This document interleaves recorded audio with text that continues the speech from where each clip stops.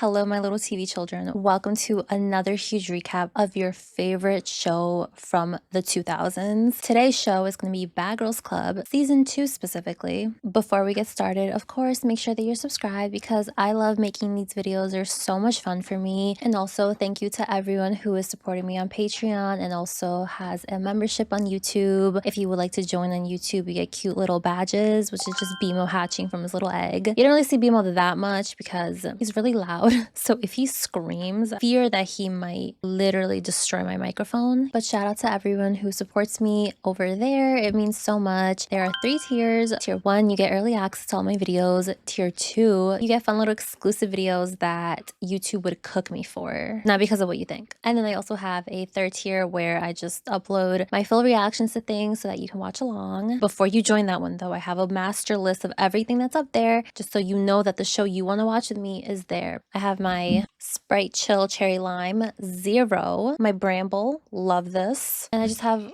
my jug. We gotta throw in my disclaimer, obviously. Everything's my opinion, everything's alleged. I'm talking about the people only on the show, not about their personal lives. You guys know the drill. All right, let's start. Cheers!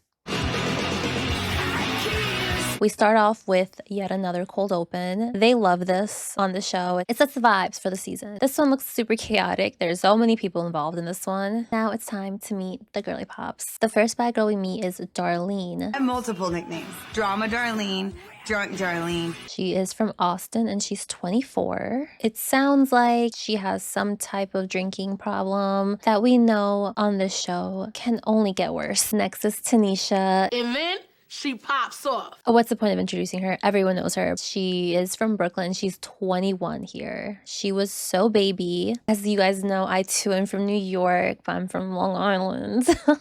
I did grow up in Corona though, so I feel like I can claim that just a little bit. But Tanisha says that she's a blast until she pops off. Never heard that phrase before in my life, but trust me, it will be a staple of the show. The two of them meet and they acknowledge Ripsy, so we have some fans. Tanisha does think that Darlene looks like someone from Dr. 90210 because of her guys. Next we meet Cordelia and Naveen. Cordelia. Oh, hi, I'm Naveen. Naveen is from Portland, Oregon. She is 24. She's very judgmental, according to her. She's also a radio co-host, which nobody told me actually did little segments about this show. So guess what I watched and screen recorded to include in this video. Okay, I'm getting way too ahead of myself. Cordelia is from Wallingford, Connecticut. She's 22. She is a Naveen asked her if she does a little side work with the clients, and she's like, no. And she's like, oh, cool. Well, you don't really look like a to me. And she's like, oh, so I look like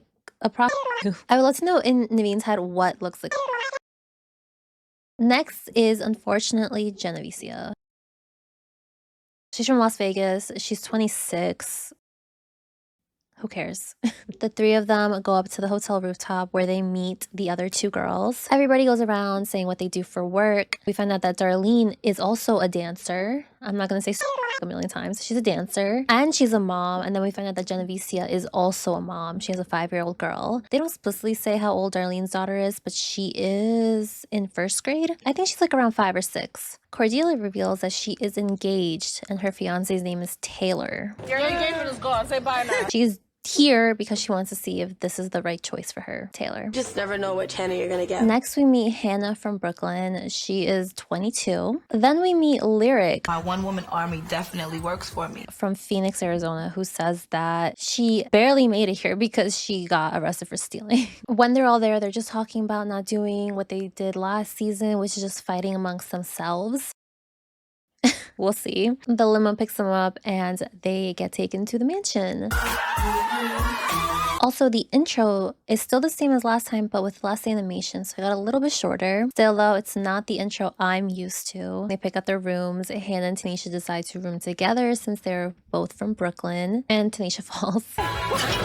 There's also a room full of clothes, jewelry, shoes. Tanisha finds it and decides to just leave it all there so that they can all share it. Mistake, because Naveen and Darlene go in and they just start taking stuff for themselves. This greatly annoys Tanisha, but Naveen and Darlene do not care. Very surprising how things ended up, because they seem the most alike. Cordelia is talking to Hannah about not feeling like she belongs here because comparatively, she just doesn't have the swagger that the rest of them have. Like, she's not LA at all. She's very Connecticut. None of them are from California. One of them is from Oregon. Hannah and Tanisha go into the hot tub and they're still annoyed that they took the stuff. She took like 4 or 5. Well, that's why I was Then Darlene joins in. She's like, I'll give you a pair of shoes. But they're like, no, we don't really want it. They're just kind of complaining about it. So that night, everyone goes out except for Tanisha and Hannah, and they're going to a hip-hop club. This is Cordelia's first time. Zara could never. Darlene is getting crazy in the club. Meanwhile, at home, Tanisha's just making her little clay boy. At the club, Darlene still is getting trashed, and she's talking to Naveen. So then Cordelia's like, oh man, you guys are just pairing up. Feeling like a little fifth wheel and also frumpy. And Darlene's response to this is insane. I didn't know you were that insecure. Like, I cannot believe she said that to her. And then Cordelia's just looking at her like, what? I really think Cordelia expected her to be like, oh my god, no, you're so beautiful. Maybe later on, but at this moment, Darlene's not the one to do something like that. They step to the side and try to talk about it, and Cordelia is trying to explain to her what she's feeling, but Darlene is getting very upset and then calls Tanisha a fat bitch. The fat bitch? It is. No, don't say that.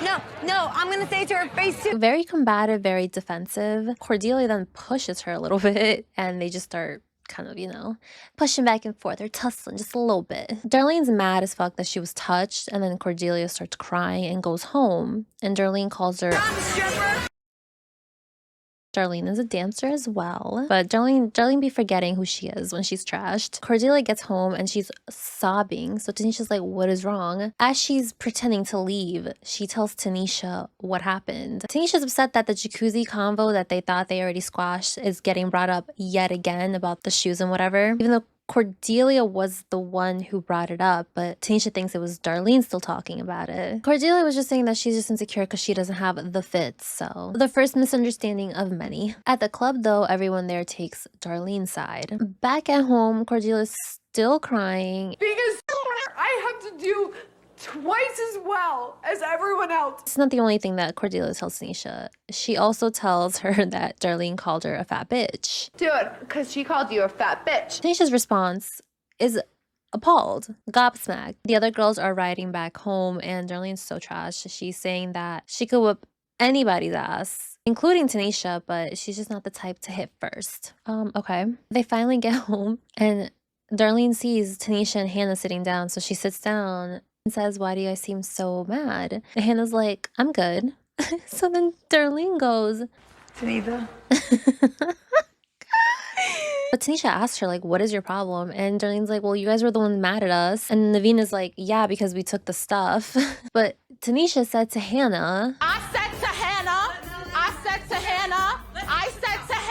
that there's free stuff and there's 7 girls, so somebody must be taking stuff. But she didn't see who it was, implying that like she doesn't know who took it, so she wasn't mad at anybody. It was just annoying. It's just like another misunderstanding. But Tanisha just feels disrespected. I mean, like Darlene said something rude as fuck to her, but Darlene says that she also feels disrespected and she won't let Tanisha finish her thoughts. Meanwhile, Naveen is like, Darlene just doesn't know when to admit that she's wrong, which is so rich coming from her. Darlene will not get out of Tanisha's face and things are getting a little bit heated, but we get it to be continued. Unlike most of the seasons, we do not get a this season on BGC. They did one last season, right? I don't know why they chose not to do one this season. Hey, watch yourself around me, Darlene. Lyric is trying to calm Tanisha down, but while her and Tanisha are having a conversation, we can hear Cordelia and Darlene's conversation. And geez, Darlene says, sorry you're ugly and insecure and stupid and dumb. So Cordelia's like, this isn't the Bad Mothers Club.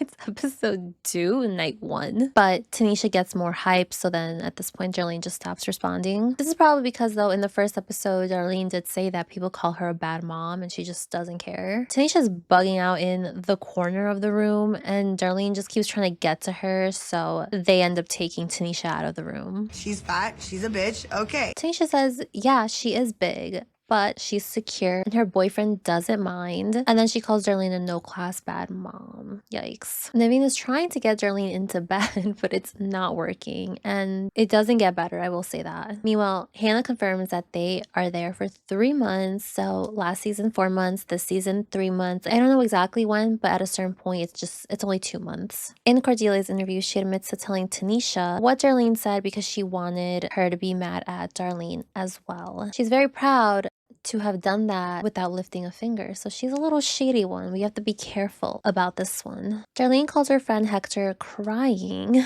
and she tells him that somebody came back to the house to tell the person who she said something about what she said, so not everybody knows what she said. And Hector's like, well, did you say it? And she's like, yeah, but I would say it to you, like to the person she's talking about. So like, what's the big deal? He passes the phone to Lyric, and Hector tells Lyric to just watch out for her when she's drunk because she will lash out at everyone. She thinks that everyone is out to get her. Darlene wants this to be a new beginning for her. The next day, everyone but Darlene go out and they talk about her, obviously. But Hannah says that she doesn't think that Darlene's a bad person because she's a mom. But the other girls are like, that does not mean absolutely anything. And then we get an interview from Tanisha, one of her casting interviews, just describing the relationship she has with her mom and how not super great it is. She feels like she just puts her down all the time and she doesn't feel much love from her mom. So sad. Back at home, Darlene calls her mom. Her mom just tells her straight up, like, just be nice to people. Like, you can be really nasty, but Darlene just blames it on Cordelia for starting the drama and how it's always her that has to be involved in drama. But like, girl, you're starting the drama, so yeah. At dinner, Cordelia decides to talk about her sex life, and she is so raunchy and graphic for no reason. I love Naveen drags her in her interview, of course. Had everything in me. Really? Good for you. But it's like, Cordelia, get to know people just a little bit better before you want to talk about your object of choice. At home, Cordelia and Darlene are in the pool. They're talking about what happened. Darlene doesn't remember saying that about Tanisha, but somehow remembers Cordelia calling her a bad mom because Cordelia then apologizes for that. Mind you, the bad mom comment came way after the fat bitch comment. Wait, like, it wasn't funny what she said about her, but like the way Cordelia was like, don't say that about her. And she's like, no, I'm gonna say No, I'm gonna say it to her face too. Darlene apologizes for the entire night, so her and Cordelia hug it out. With this, Cordelia wants everyone else to also be forgiving, and she tries to go to Tanisha to convince her to talk to Darlene, forgive her for whatever was said, but Tanisha's not really with it. I'm sorry, you know, I got nothing to be said. So she said what she had to say. Geneva invites her friend PJ to the house, and they are just doing the absolute most. They snort salt, squeeze a lemon in their eye, and then take a shot. And Jen says this. Just have the whole world in our hands. Literally, what are you talking about? The world is in your hands because you're squeezing a lime in your eye. The four of them go out and they get absolutely trashed. Meanwhile, the other roommates stay at home and just talk shit, and they call Darlene old and too skinny. In the limo ride, Cordelia reveals her deep, dark secret. It's not the star, it's the star. She tells PJ, who she just met tonight, Genevieve and Darlene, about what she partook in previously. It's not just that she does it though. She calls herself a star, which, like, excuse me, girl, damn. And here, while she's telling them, she sounds super like, yeah, so proud of it. Love that for myself. Yeah, I did a lot of. We find out later on that is absolutely not the case. Now watching the whole season again, it seems like she just really wanted that male attention, and that's why she's trying to play it off like it's some cool little thing. She then teaches them some things which I can't even show or talk about because it's truly so graphic for no reason. Darlene and PJ hook up in the limo, and then maybe at home, I couldn't really tell. They didn't really go deep into it. But then Jen is also blacked out and she just sits butt-ass naked on the couch. Like, again, for no reason. Hannah, Naveen, and Tanisha are in the kitchen making popcorn and other snacks. Cordelia walks in and is like, oh my god, it smells so good. So Tanisha just says, yeah, it's popcorn from Connecticut. They're just like dying laughing at this. Like, it's the funniest thing ever. I get the joke, like, because Cordelia's from Connecticut, but it's really not that funny. Okay, maybe the first time I'll be like, huh, okay. But then I think that's it. one time is enough. Cordelia just ignores it and just leaves, but they literally will not leave her alone about it. They're like, what? It's just Connecticut. You don't like Connecticut? What's wrong with Connecticut? Hannah's literally following her around. Connecticut's funny. Hannah calls Cordelia a baby and doesn't give a shit about how she feels. Then they get annoyed with her that she doesn't like the nickname and just prefers to be called Cordelia. Even if it was literally just a nickname, like on Flavor of Love, New York, if it was like an innocent little joke and she's like, fine, but then if it's just that when she says, no, I don't like it, it shouldn't be that hard for you to move on from it. But then even so, Cordelia's like, you know what? I do not give a shit, actually. You can call me whatever you want. They're like, oh my God, you're so annoying. Like, I don't... Beyond ridiculous. Outside, though, Cordelia is opening up about her time in the industry. She says that it's the dumbest thing she's ever done and how people found out because they recognized her. Darlene says that she's on YouTube and it's super embarrassing. I don't know what video could possibly be on YouTube that's embarrassing. If you guys know, let me know, because I know back in the day it was pretty lawless, but even so, I don't think you could just post like the equivalent of Cordelia's thing on YouTube. But then they pan to Hannah, Naveen, and Tanisha in the computer room, supposedly watching Cordelia's.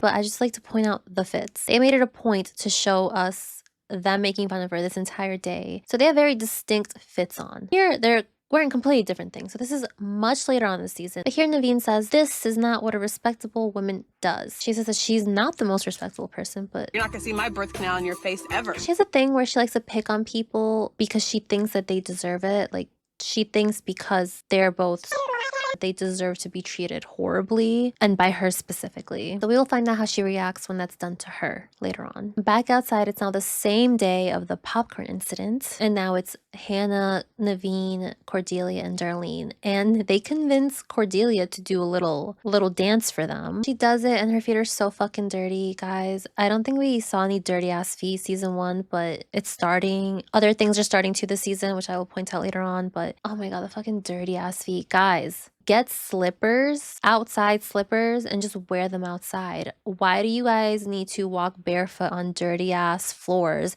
have dirty ass feet, and then get in your beds? Like, it's just so gross. But after she does her dance, they're just dying laughing at her, and it's just very awkward. Are you kidding?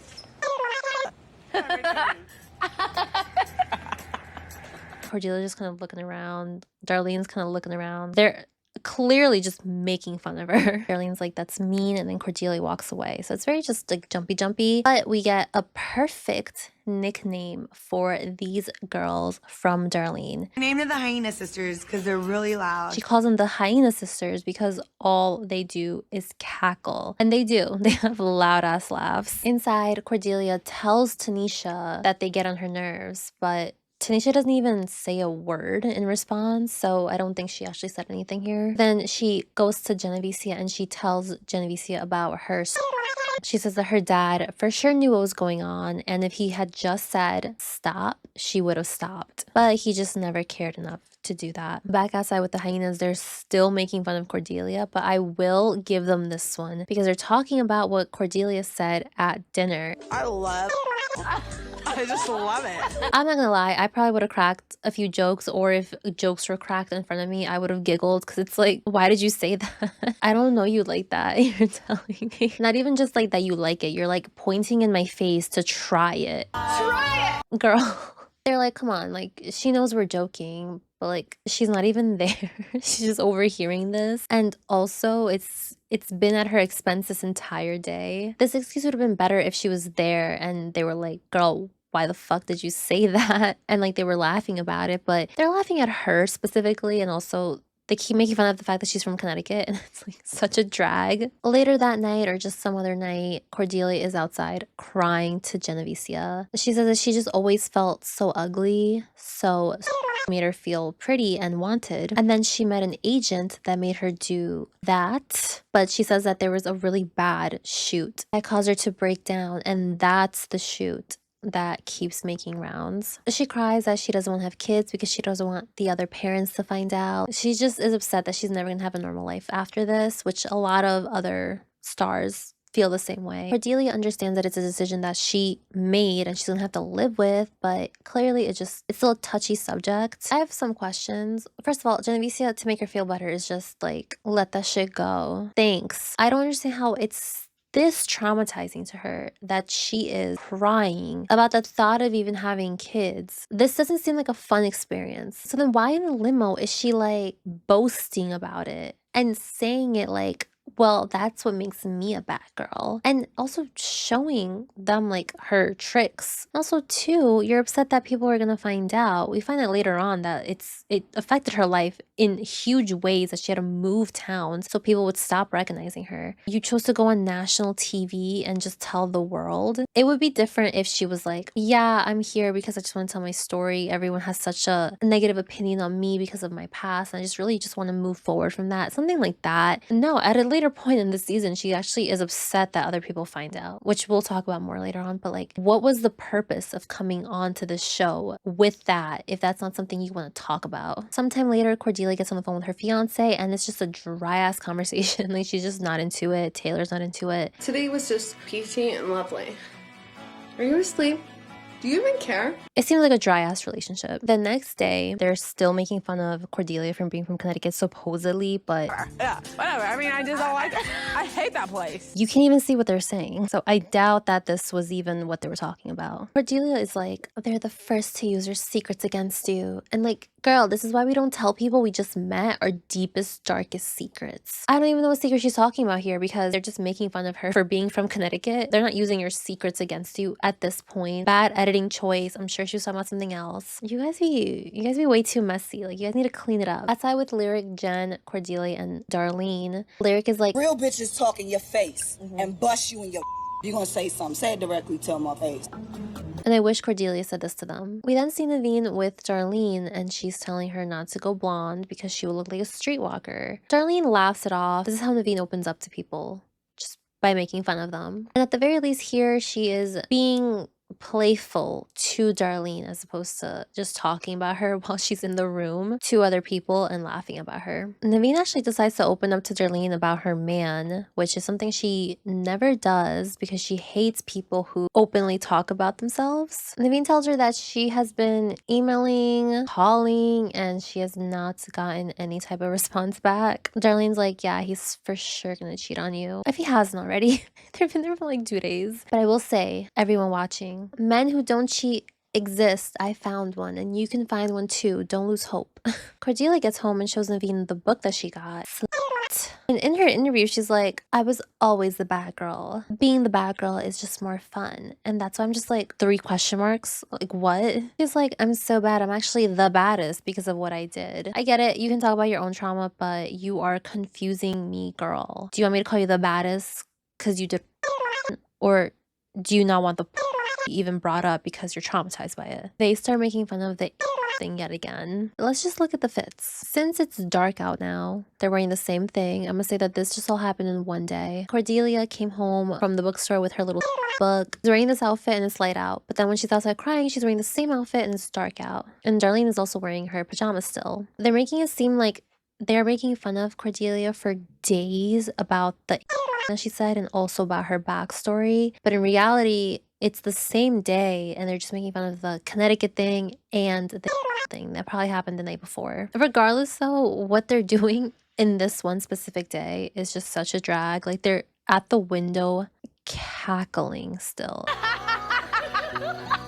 And it's really not that funny. It's been like 50 minutes of me talking about this. Why? When I said I would have giggled maybe the first 5 minutes. It's dark outside. Like, we can move on. In the hot tub, Naveen says that she only makes fun of Cordelia because she likes her. Darlene's like, yeah, sure, but then you judge her. And Naveen's like, yeah, I do, but I judge everybody. I really think that Naveen has all the rights in the world to say whatever she wants. If people take it as judging, they can take it as judging. I think it's more important how the person on the receiving end takes it. You can choose to make it mean something, or you can just choose to ignore it. Like I always tell you guys, a certain person saying those type of things to you on the subway, would that matter to you? Unfortunately though, Darlene gets trolled by Naveen. You're perfect. Yes. You're perfect? Yes.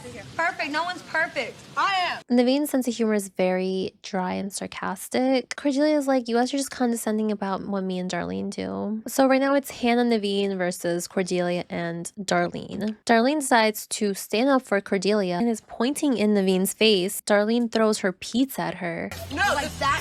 Naveen splashes her, and then Darlene throws her plate at her. They're getting pretty heated, and Darlene is just in Naveen's face. And in her interview, Naveen's like, I can't believe she's trying to get in my face. She's in your face. You're not doing much. Naveen pretends to sneeze. Darlene kind of spits in her face. Mind you, Naveen's mouth is open. So obviously Naveen shoves her face, but Darlene's body is not moving. Tanisha then comes outside, and Naveen's like, get her away from me. Like, very interesting. Do it yourself. Tanisha just pulls Darlene out of the hot tub pretty easily. Cordelia and Jen eventually get Darlene to go back inside, and Naveen's like, she just threw pizza at my face. And Tanisha's like, where did you guys get pizza from?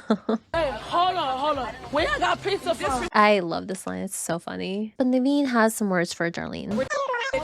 Cordelia, Darlene, and Jen go into the front, and Darlene's just upset about the way that they're making fun of them. Cordelia then goes back to the hot tub to talk to Hannah. Hannah's like, you're probably feeling so bad about the jokes because you feel guilty about what you're doing. But either way, Darlene should have been trying to fight Naveen. This is now the second time that Darlene has been trying to fight, and Hannah's like, she knows that if we hit her, we're just gonna go home. Cordelia goes back to the front where Darlene tells her she just heard them making fun of her and she doesn't want them to do that anymore. And Cordelia says this. No, I am a big girl and I do like. But now Naveen is upset. Dare I say mad. So she goes to talk to Darlene, but Darlene doesn't want to hear it. Naveen's just like, no, I really want to get this off my chest. But Darlene doesn't want to hear it. Naveen's just like, I was joking with you all day. And Darlene's like, no, you weren't. You were insulting us the entire day. And then Darlene says, you know what? At least I don't email a guy that doesn't want to talk to me. Oh, really? Let me go sit there. How many times did I email you, bitch? Email me, please. So Naveen claps back and is like, I'd rather that than whatever you are. I have a career. I'm not a whore. I'm not a single parent. And then she says that Darlene has scars on her face. And Darlene's like, where? Right here, bitch. And then Darlene obviously throws her drink in her face. Naveen is trying so hard to get the producers to let her hit her, but it doesn't work, even though Tanisha's like, you need to just slap her. Slap her. Naveen crashes out about Darlene. And Darlene stays so calm, she's just like, I don't do And then Naveen comes out with a gallon of milk to throw on Darlene, and it literally gets on her too, and Hannah and Tanisha. So good job. They separate inside after some time. Naveen is still not over it. She sees Darlene going to the phone, and she's like, oh, are you gonna call your fat boyfriend? Darlene's like, oh, you have a boyfriend?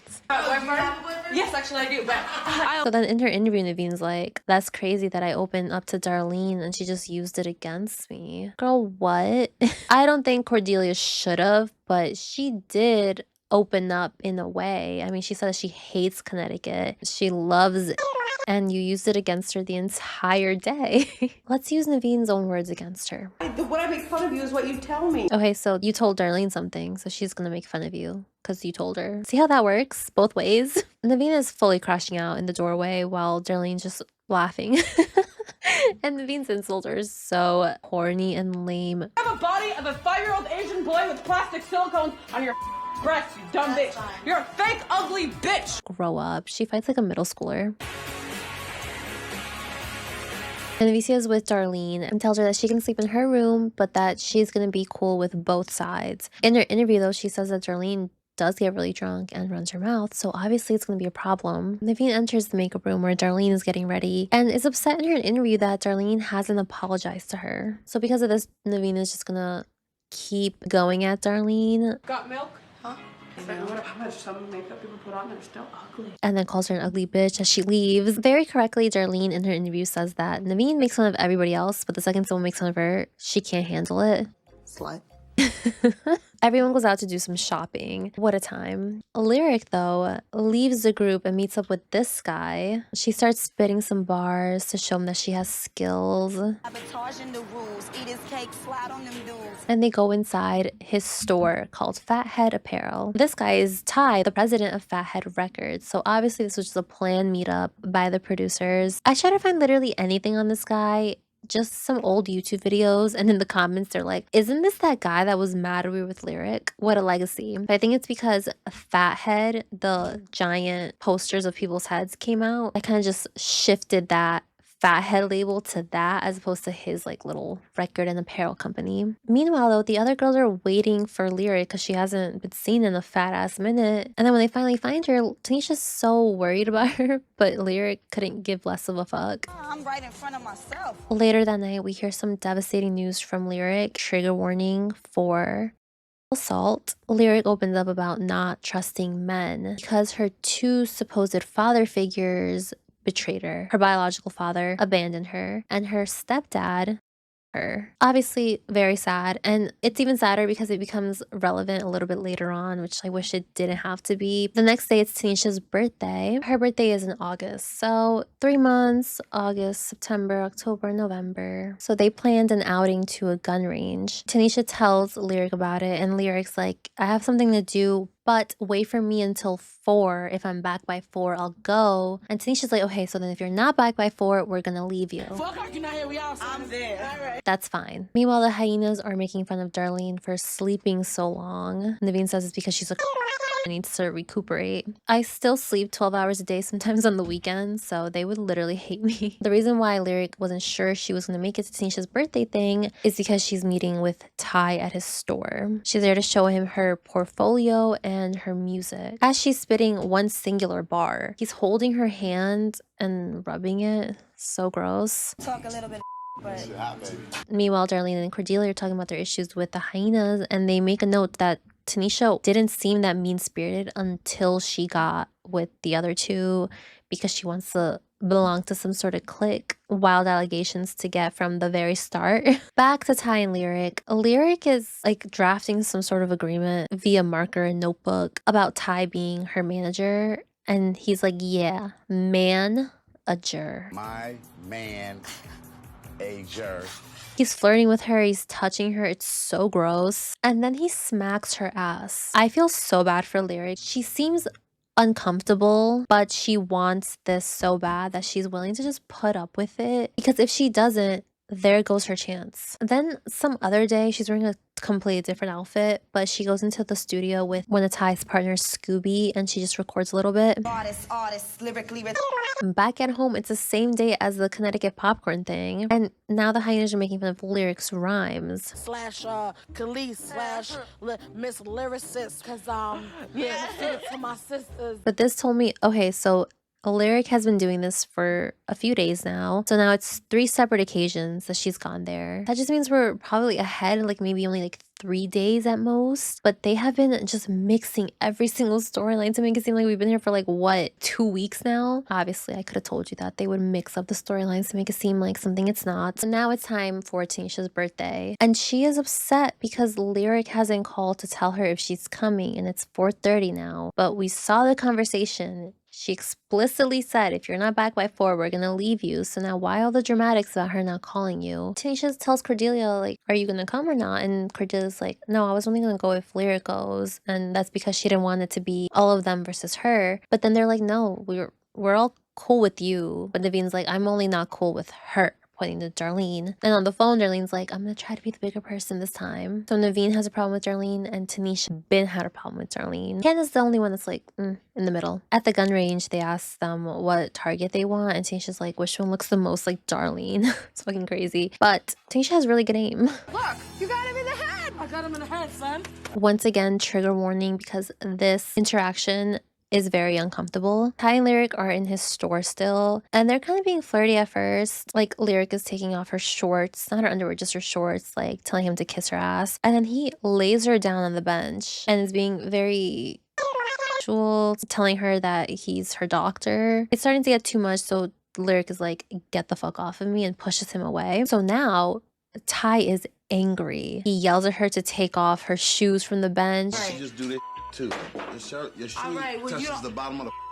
It was literally not a problem before until he got rejected, and he just got so aggressive with her. We see his attitude shift instantly, like the second he gets rejected, and he treats her so differently. So if the cameras weren't there, we can only imagine what could have happened. But I'm happy she got away from him. We don't have to see him ever again. But it's not even just that, it's also you see her look disappointed because it's like, oh shit, well, that whole opportunity I was about to have is just gone. Derek gets home with Jen, and Jen's like, yeah, he just wanted something more. And yeah, it seemed like he wanted to take advantage of someone newer to the industry. Darlene and Tanisha have a talk about how the Hyenas are making fun of them. And Tanisha actually agrees to stop because she doesn't want Darlene to feel even worse, which is very mature of her. Tanisha then brings Darlene into Naveen's room while Darlene is sobbing, and Darlene apologizes to her for throwing a drink in her face. Naveen is gloating in her interview about getting to Darlene, but she says that she will accept the apology for now, and I'm just upset that Darlene gave her dissatisfaction, but I'm sure Darlene doesn't really care about that.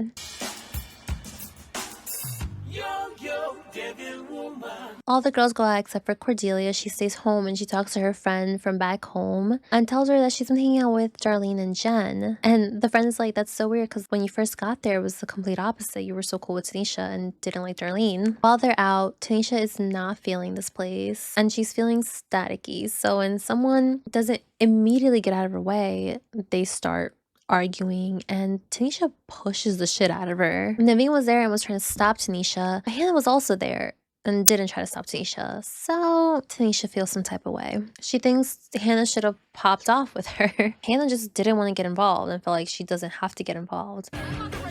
But by the time they get to the limo, she's like, Tanisha, my lord and savior, actually, if you want me to stop a fight, I will stop a fight. If you really want me to break it up, I'll break it up. But Tanisha's like, no, just wilding, like, it's fine. So they're okay. But Tanisha's upset that this random ruined her night of partying, even though she didn't want to be there. But now she's gonna go party at home, meaning she's gonna take this annoyance she has right now on Cordelia, who's at home. Naveen suggests an exorcism because Cordelia is an atheist. Why does that matter? If you're so religious, why are you here? This is not the place. So when they get home, they perform an exorcism on Cordelia. Cordelia is obviously upset, but Hannah's like, it's just a joke. I wish someone did this to them. Like, please, God, please let this happen because it would be so fucking funny. You know, they would be fuming if somebody woke them up like that. In fact, they do get woken up just by people being loud, and they're upset about it. Once they're done harassing Cordelia, Tanisha goes into the kitchen and is like, ew, this is such a mess. So she calls her favorite maids, Naveen and Hyena, to clean it up. And guess what they do? They clean it up. They're cleaning the kitchen while Tanisha's just walking around. And then when she sits down to eat some cereal, Everybody just pissing me off. Somebody give me some water, please. her favorite waitress gets her some water. You guys are so kind. Obviously, I know that they cut a lot out. I'm sure Tanisha like helped clean perhaps here and there. I know Hannah did mention that they gave her a really bad follower edit. Just the way that she asked for water. Why does she feel so comfortable just demanding things from you? That alone tells me that you guys let her boss you around. The next morning, Cordelia asks them why they woke her up, and Hannah's like, we were just joking. What's the joke? The joke is that you woke her up. What's the joke? Naveen's like, well, what are you gonna do? Naveen, someone spit on you and threw pizza at your face. What did you do? In her interview, Naveen's like, I did her a favor with this exorcism. And like, she just has a smug little look on her face that I think should be reserved when you actually do something funny and perhaps by yourself. Like, no, she shouldn't thank you because you didn't do it by yourself. She should thank Tanisha because she's the one who actually did it. You were just there in the background. At least be front and center of something. Otherwise, how will we know? Tanisha just calls her spoiled, and Cordelia's like, if I did that to you, you would be upset. So Tanisha's like, you know what? You're the devil, actually. So I'm sorry. I don't want beef. All you gotta do is call the devil. I ain't with it.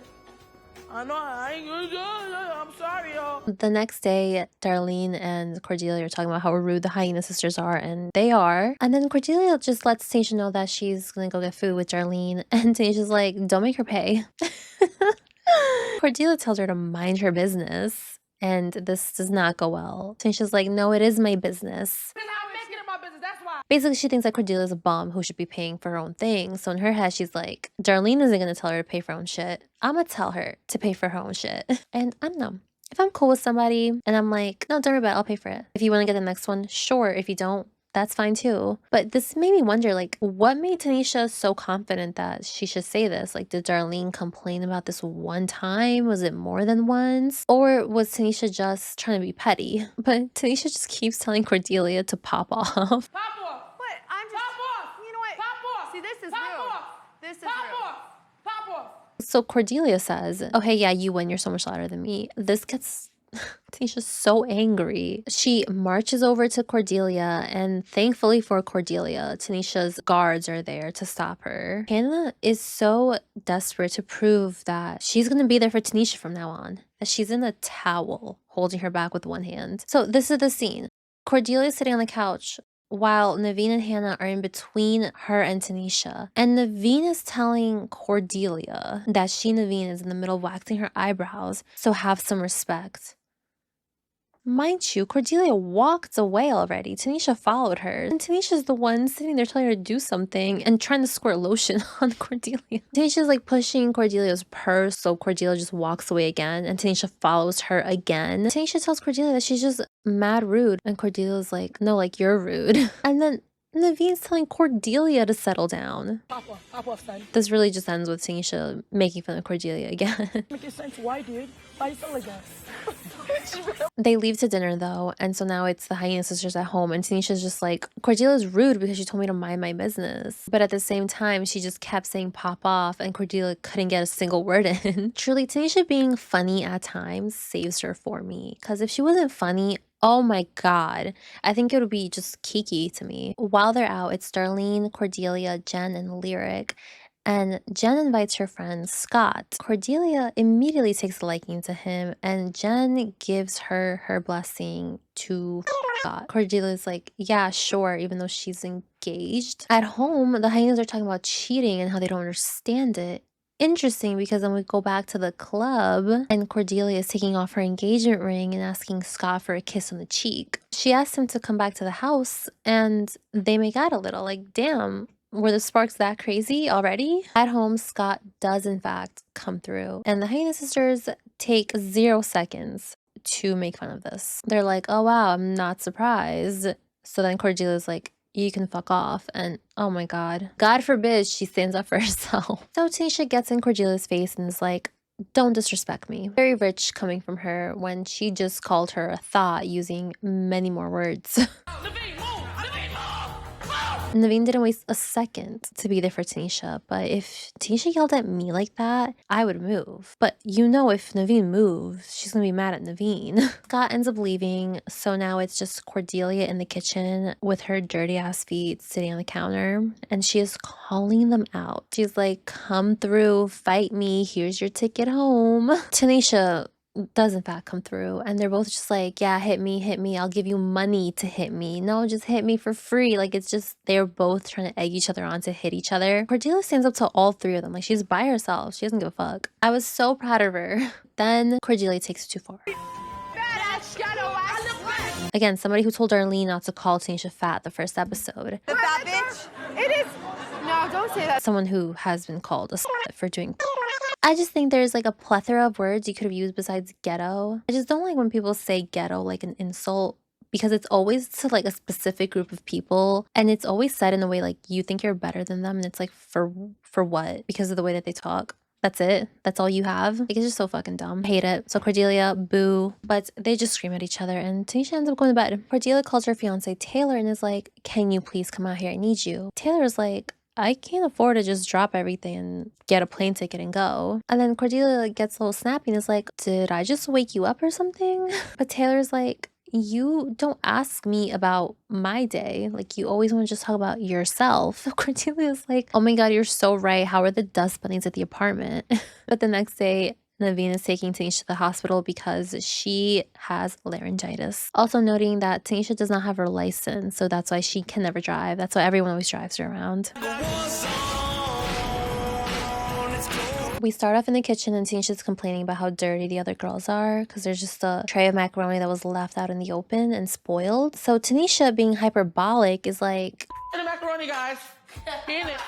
Eat it. which again, she's being hyperbolic because they're so fucking dirty. It's ironic because what happens, which we'll get to. Lyrica's on the phone with the court clerk. Yeah, she has an upcoming court case and it's for a class 5 felony. Let's look that up in Arizona because that's where she's from. Second least severe, punishable by 6 months to 2.5 years in prison for first-time offenders, up to 5 years probation. So here it says property valued between $2,000 and $3,000. Later we find out that she told them it was only $600, but if it's a class 5 felony, that doesn't make sense. You know, I think it's probably because they're including the purse that she took. But I thought she just took the money out of the purse. Who knows? But basically, she has to go to this court case in Arizona or she's going to have a warrant. What she did was she was waitressing. She saw a rich lady that had a whole bunch of money in her purse, so she stole it to pay her rent. I would feel bad, you know, someone needed to resort to stealing just to pay their rent. But she has this weird entitlement. Like, you stole this lady's money and she's like, well, she didn't even need it. I needed it. I walked out of the club because I needed the money more than she needed those drinks. How do you know that? You have absolutely no idea what she needs money for. You're just assuming. She's taking the fact that she can't afford her rent on this random ass lady. So, I mean, like, I don't really feel bad. You made poor choices. Go deal with them. But once she's done talking to Jen about it, they go inside, leaving all of their garbage on the table. But Hannah sees this and just crashes the fuck out. So she's like, if I see any food left on plates, it's going in their room. We'll see. Cordelia calls Scott and Jen, the 13-year-old edgelord, gets on the phone and is like, hey, yeah, Cordelia wants to grow up. Is she not 26 years old? On the phone, Cordelia just complains about Taylor. She says that she needed him so bad, but all he did was complain about airline tickets. He can't afford to do that for you. Did you not know that? Being with him for how many years? The ring he got you. What do you want him to do? Go rob a rich lady's purse to go visit you? Carrie's boyfriend got a same-day airplane ticket. That shit cost a lot. And that's what she wanted him to do. Someone saw season 1. She also tells Scott that she hung up on him. Like, we get it, Cordelia. You're so cool. At the very least, though, she acknowledges that what she's doing with Scott and Taylor is wrong. And so I could still use Scott and have Taylor. That's a horrible thing to say. Thank you, but you already made out with him, so. The Hyenas are going out, and when they get in the car, they just see a gross, disgusting mess, and they're just like, we're not cleaning this. And to be honest, minus the food, my car looks like that. Like, my shit is so messy. Someone broke into my car. I could not tell if they took anything. Maybe sunglasses, maybe. I should probably clean my car. The rest of the roommates notice a toilet is flooding, and Lyric says someone must have just flushed like a tampon or something because they just used bathroom and it was fine. Cordelia's like, what do you mean? Like, obviously someone flushed a tampon down the toilet. That's where they go. What are you talking about? This girl thought that you flushed tampons down the toilet, even though on the box say, no, you don't know how to read. Have a little picture of a little person throwing it in the toilet with a big X over it because you're not supposed to do that. But this nasty toilet is leaking from the ceiling and Cordelia doesn't give a fuck. Life is too short to spend a third of it cleaning. Let's try 1/100th of that. Let's try 1,000th of that, actually. Can we spend a little time cleaning so you don't live in toilet water? While they're getting ready, Cordelia is telling Darlene how everyone was telling her not to date Taylor because they knew she didn't want to settle down. And then when she got the ring, they were like, girl, give that shit back. Darlene eloquently puts it that she just wants to keep Taylor around while she has her fun because he's a good, solid fallback plan. But too bad for him because Scott is coming over for a little date. And it's a meeting, not a date. I'm so fucking sorry. Meeting. This will become relevant later on somehow. I know, what the fuck, but it does. Because technically, she has a fiance, so she can't date.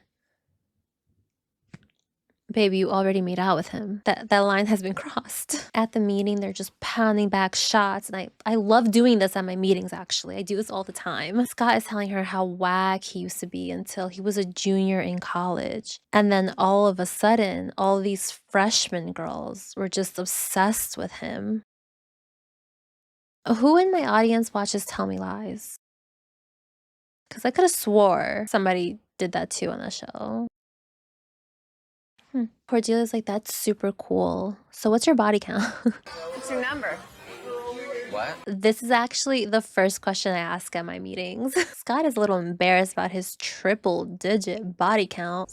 And Cordelia seems taken aback, but I think it made her feel better about the choices she's made. She's always looked at as the thought, but now here comes slutty Scott, kind of outdoing her. So, I mean, that's just my theory. I think it helped her be more comfortable with him. At home, Lyric is in bed meditating with Genevicia, and she said that she's not trying to have some drama because she has bigger things going on. Wrong house to be in. And then we go back to the popcorn day where their hyenas are making fun of Lyric, and Hannah's like, how are you about the earth if you steal? How do you steal $600 from your job, but you're all for the earth? I don't get it. Back at Cordelia's date, not meeting, your date, she tells him about not having confidence until she started modeling. She did an ad for a company, and this led to her doing.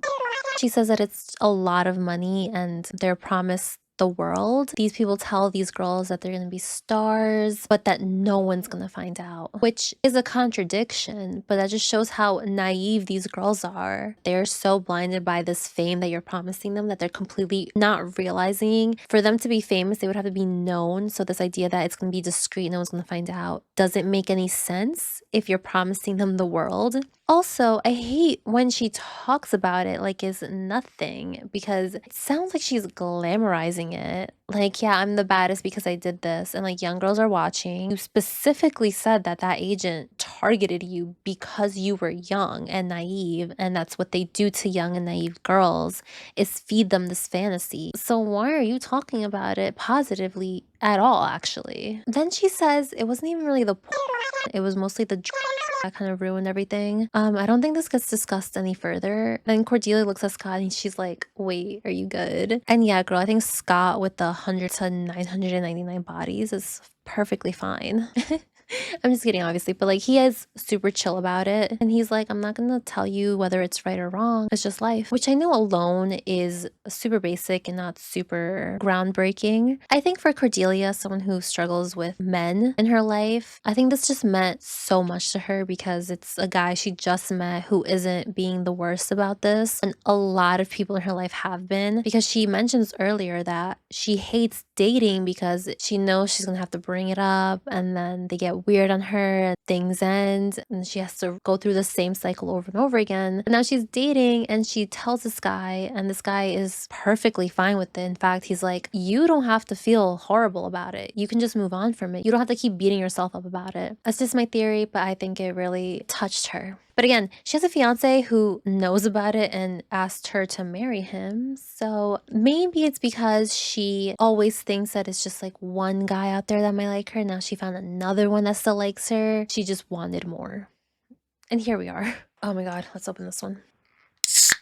The next day, Taylor tries calling Cordelia, but Cordelia doesn't want to talk to him because she thinks that Taylor is a little bitch and she wants a man. She wants Scott. Hannah is planning a house meeting, and Genevicia specifically says, I'm not listening to you unless you're my dad, mom, or boss. I don't owe anybody anything, especially somebody that's not my mother, my father, my boss. Let's hold on to that. At the house meeting, Hannah starts it off by saying, if you leave food out and they see you leave it out and you don't clean it up, I'm gonna put it in your room. In their interview, Genevicia's like, I'm not gonna let them make me feel irresponsible. They need to mind their own business. Meanwhile, the Hyena sisters are like, there are literally flies everywhere in this house because of the food you guys leave out. That makes it everyone's business. Lyric, meanwhile, is like falling asleep because she's bored and she's not trying to deal with this little girl shit. So Tanisha's like, what little girl shit? And she's like, all of this. I have court tomorrow. I got bigger fish to fry. What the fuck are you talking about? You guys live in the house together and you guys aren't cleaning. Since when is a little girl shit to be responsible and clean up after yourself? Yeah, you get taught that when you're little, but you still have to do it for the rest of your life. They're not your mother. Lyric says that she's thinking about her future, not cleaning up somebody else's house. You are living here at the moment. You're just not gonna clean until you leave because it's not technically your house. As someone who doesn't want to deal with little girl shit, she acts so mature because then she's like, none of you guys are going to court with me tomorrow. You have no idea how I feel. And it's like, yeah, girl, because nobody else here felt entitled enough to steal from somebody just because they thought the other person didn't deserve what they had. So now there's beef between the Hyena sisters and Lyric. Outside, Jenna's talking to Lyric, Cordelia, and Darlene about running her town. I run in my town. I'll be damned if I let this bitch run out here. So she's not gonna let anybody run her here. Raise your hand if you're from Las Vegas and Genevicia ran you. anything. Exactly. Tanisha busts through the door. But she confronts Geneva about talking shit, even though she says she was gonna be neutral. Tanisha's like, you're talking shit about us complaining about people not cleaning. And Geneviève's like, I clean. So Tanisha's like, so then we're not talking about you. Yeah. The biggest takeaway from this is that the house is divided. And Cordelia and Genevieve are in the confessional being very not funny. I'm sorry. Lyric is off to her court hearing. The party girls, according to the title, are in the limo on the way to the bar, and Cordelia's like, guys, I'm not gonna have sex with Scott. Like, who the fuck asked? But okay. But she's not wearing her ring, and there's this juxtaposition of them supposedly being these wild-ass party girls. Meanwhile, the Hyena sisters are at home just baking. At the bar, Cordelia and Scott are talking about Cordelia being singled out, and Scott's like, well, they're just jealous of you. Oh my fucking god. But then Cordelia's just like, I can't believe we kissed. But then they just make out. Cordelia says that she's not going to tell Taylor about Scott because he's just going to find out anyway, and she's just using Scott. Super cool, super fun. But then they get home and they decide to play pranks on the Hyenas. Guys, oh my fucking god. This is the nastiest fucking thing on the show that they showed. There are nastier things that allegedly happened, but as far as things that were actually aired, this is the grossest thing. I can't even really talk about it because the episode that I watched got flagged for inappropriate content because literally the shit that they do is so nasty. But basically they just violate the kitchen in ways that should never happen. The things that they do to this kitchen is made even worse because they use this kitchen too. So they destroy it in ways that are unspeakable, but it's their kitchen. You guys are just gross. You guys are just dirty. If you didn't notice, someone on this production team really likes Star Wars. All the titles are just references to those movies. It's the next morning and the Hyena sisters are up and at 'em bright and early, baking their little treats. Tanisha's like, there's like this weird smell. It smells like hot breath. The dirty girls finally wake up and run to the kitchen because the plan was that they were going to wake up super early and clean before the Hyena sisters woke up so that they don't use their disgusting mess. This part's so gross because obviously they didn't wake up in time. The Hyena sisters are in there eating their breakfast and they keep like zooming in on them using the stuff that they destroyed the night before. However, if I remember correctly, they made them throw out everything that they did because they did stuff to like the condiments. They spit in like their milk, but production supposedly made them throw all that stuff out. Somehow Genevieve feels bad about what they did, so she just starts cleaning everything and throwing out the food because they left out cupcakes and they did unspeakable things to the cupcakes too, so they just threw out all of the food. They were like, guys, like there were flies on it, blah blah blah. But that's why in the fridge a lot of things are empty because production supposedly made them throw everything out. Cordelia's lame ass is like, oh my god, Jen feels bad now? Girl, like, you guys are gross. Cordelia, that's disgusting. The Hyena sisters aren't like, oh cool, thanks so much for cleaning up. They're like, what the fuck are they doing? Like, they had to have done something. So Tanisha's sussed out, especially because the fridge is empty. So Darlene's like, oh no, last night we were trying to cook and we just spilled everything. But they agree that they're gonna buy it back. Hannah's just annoyed and she's like, whatever though, we run the house. We run the house. If something has to be done or changed, we get it. We is a strong word. Tanisha calls her mom on the phone, and in the phone room, she has a plate of syrup. It's just something silly I wanted to point out. No specific reason. Lyric comes back from a court case, and they just rescheduled her. How fucking annoying. The dirty girls tell her what they did to the food, and Lyric just says nothing. The nasty girls look up other pranks that they can play on them, perhaps less disgusting, and they land on move the bed an inch every day. Super lame, but harmless. But then Jen's like, actually, I would like to use the sink. So she does it. And now Lyric is a witness to these crimes. While this is happening though, the Hyenas are pulling up, so the girls just run upstairs. They're hanging out in the kitchen and they realize that the milk still hasn't been replaced. And upstairs, Cordelia is singing like this little song like she's in elementary school. If those bitches only knew that we were paying the same. She's literally acting like someone on the Disney Channel who just got their revenge. Like, it's so childish. She's also making fun of Tanisha's hair that she just got done. I think she says it's poofy. I hope they didn't spend all 8 hours on her hair. It looks poofy. Someone who was crying the first episode about having zero swagger and being a frumpy ass bitch. Okay. Meanwhile, downstairs, Tanisha's like, they definitely did some shit. So playing around, Tanisha goes, yeah, I know who spit in my soy milk. Yeah, I hate Tanisha. I'm a pee in her stuff. Darlene hears it and she's like, fuck, she knows. But Cordelia knows that they actually don't have any idea, so they just have to keep it cool. That night, the Hyenas want to see what the nasty girls get up to, so instead of splitting off, they decide to go to the same place as them. It's a little awkward because it's definitely divided, like they're doing their own thing. It's on purpose because they want to just watch them from afar to see what actually happens when they go out, and it's not cute. I'll be honest, it's gross. This guy comes up to Naveen, but she sends him straight upstairs and is like, They're really easy. All you have to do is buy him a couple drinks and you'll get ass like that. so upstairs with the ghastly girls, this guy goes up to them and is like, who wants to see some and they're like, me. God, it's so disgusting. They're all playing pool, but on separate tables, and then Hannah and Tanisha get a little bit too twitty, and their plan fails. The next day, Lyric is trying to call her mom. She finally answers, and Lyric is like, I've been trying to call you all day. And her mom is not fucking having it. Lyric's like, I have to pay this fine, because if I don't, I'm gonna have a warrant. And her mom's like, drag, you're always in something's always wrong with you. And Lyric's like, well, that's not my fault, you should have raised me better. It's not your fault, it's everybody else's fault, isn't it? It's always everybody else's fault. You're a grown-up, like zero accountability. She goes outside to cry and vent about never having any support from her family, and every time she asks for it, it's always a fight. And since she went through so much with her family, I'm gonna be a little bit nicer than usual because the shit is mad fucking annoying to me. I have thoughts about it. Like, I think she needs to grow the fuck up and realize she's not a little kid. She needs to take accountability for her actions, but at the same time, she had a traumatic upbringing, so maybe it's not necessarily like she just wants to be able to ask for help. She just wants that support system behind her, and she's just upset that she doesn't have it. So fine, I will fall back about that. That night, Genevieve fucks with Tanisha's doughboy and puts a on him. Meanwhile, Tanisha goes to her bedroom and notices something is off. The chair is at a different angle than when she left it. Again, someone broke into my car and I could not tell what the fuck they did. But Tanisha notices the difference in a few degrees of her chair. While they're here though, Genevieve is in the beauty room super gluing one of Tanisha's products so that she can't open it. This never gets brought up again, so I have no idea if Tanisha even noticed. Maybe it wasn't even Tanisha's, who knows. And then they go to the kitchen. Genevieve and Cordelia put hot sauce in their juice. They feel bad about it and try to clean it up, and now they're just doing more stuff for literally no reason. Sometime later, Naveen notices Little Clay Boy's added feature, and Tanisha's very upset about this. He's dead. It's okay.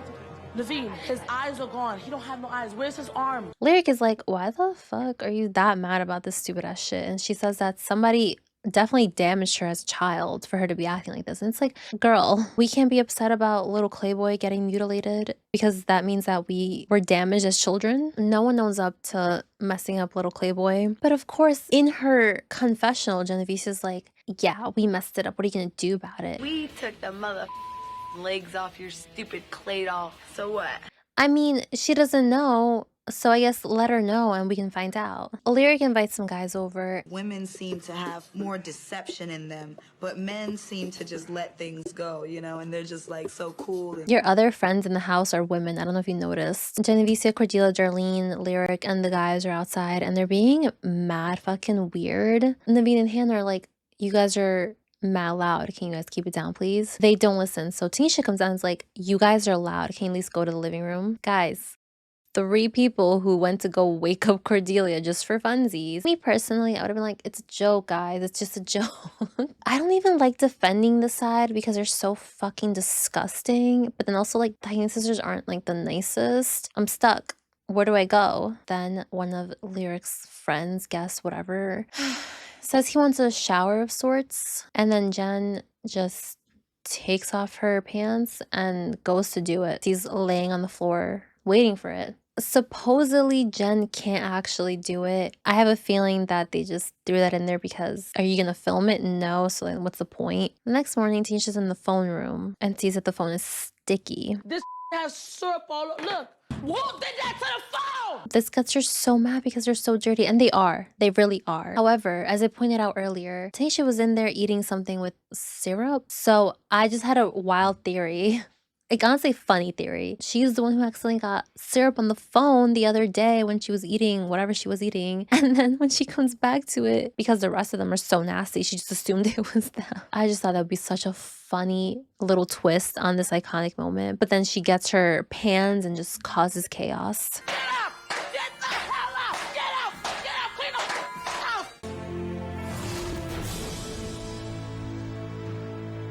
Tanisha is now just banging the pans together, waking everybody up with her little song. I didn't get no sleep because of y'all. Y'all not gonna get no sleep because of me. Lyric is really upset about this, and Tanisha doesn't give a fuck. She smacks the pans in her face. So Lyric confronts her, and Tanisha's like, I'm mad because you guys kept me up all night. And Lyric's like, that wasn't even me. I mean, it was all of you, but again, Tanisha, you woke up Cordelia just for funsies. It was a joke. But they kind of argue back and forth, and then Lyric is like, talk to me when I have a platinum record. Lyric calls her mom and is just crying about everything that's going on, and her mom says, watch a Tyra. Number one, no, I don't want to see a grown-ass woman pretend to have rabies. Number two, they can't watch TV. Lyric then talks to Cordelia, and Cordelia's like, you know what? We keep them up all night. They wake us up, so it's kind of even. And so true. So true. Sometime later, Tanisha is drinking her favorite juice, and then she tastes a little something, and it's the hot sauce that they put in it. They put hot sauce in my juice. It's in my juice. Genevieve is outside like, oh, sorry. Like, girl, shut your fucking mouth. Naveen asks them who did it, and Genevieve is like, it was me. So now Tanisha is plotting. She runs to Genevieve's room and destroys it. Like, she empties the drawers and her makeup bag. Genevieve finds it not even like 2 minutes later and has a nerve to be like, wow, you can't come to me and talk to me. You go up to her and be like, hey, I don't fuck with you, so I fuck with your juice. What are you gonna do about it? No, you're in your confessional saying, what are you gonna do about it? But she's really mad because her daughter's picture is on the floor. Genevieve, I would have ripped that shit up into little pieces if you did half the things you did to her to me. So now Genevieve says that she's going to fight Tanisha. Okay, cool. And then Darlene in her interview was like, it's really annoying that no one wants to change. Girl, you're part of it. You change. Start with yourself first. But this is a later interview, so whatever. Unfortunately for us, Genevieve brings more friends. And Tanisha's sitting there like this and confronts Jen when she's like kind of making little sly comments about what happened. And she's like, girl, don't get fucked up. So all Jen says is, my room got trashed and I don't deal with it. like, okay, you start issues and then you don't deal with it. How fucking dumb does that sound? Thankfully, Jen and her posse leave to some disgusting gross bar. Scott is there, Cordelia is there, and they're talking, and Scott's like, I just don't understand why this juice is such a big deal. Guy, they put some shit in the juice. It's annoying. It's gross. You don't even have the shit that... Oh. Darlene gets trashed at this bar. She flashes the camera for no reason. And then in the limo, she's angry about not being able to have fun. She's a very angry drunk. When they get home, Scott and Cordelia bolt to that little bed that's outside that I'm sure is covered in bugs to just have their time. Meanwhile, Darlene is inside, freaking out about you guys are against each other. The correct sentence is us guys are against each other because you're part of it. Darlene trashes the house and Jen is just sitting there egging her on.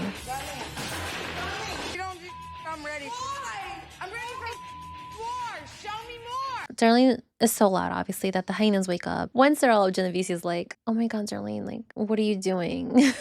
They're so fucking angry at Darlene because it's like, what the fuck did we do to you for you to do this? And Naveen's actually like shoving Darlene. So good for you, Naveen, for doing a single thing by yourself. Now it's like them versus Darlene. Jen gets in the middle and then starts getting hype and is like, I'll fucking a bitch. You couldn't even speak up. Lyric actually tells Jen, like, you keep starting drama. And Jen's like, no, she was coming at Darlene and then she started coming at me.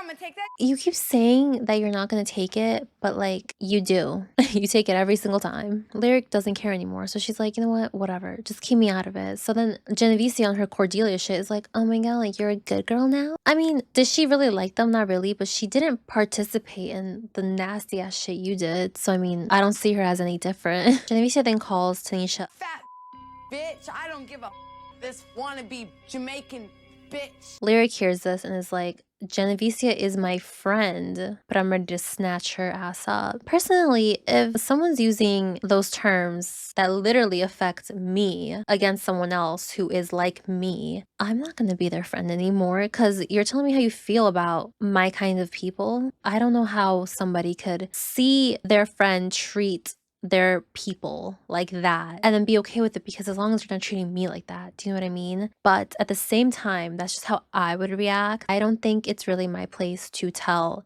Lyric how she should react. You're asking me, fuck Genevicia. She truly has no redeeming qualities. I mean, like, what does she have? She's gross. She's not funny. She's annoying. She has no drip either. Like, what the fuck does this bitch have? Nothing. Lyric goes up to her and is like, you don't have to say that shit. And Genevieve's like, I don't give a fuck, dog. And then on top of that, she tells Lyric, you know what? You can pick whatever side you want to be on. Okay, so we got gross, annoying, not funny, zero drip, and also fucking stupid. I can let Lyric decide what she wants to do, right?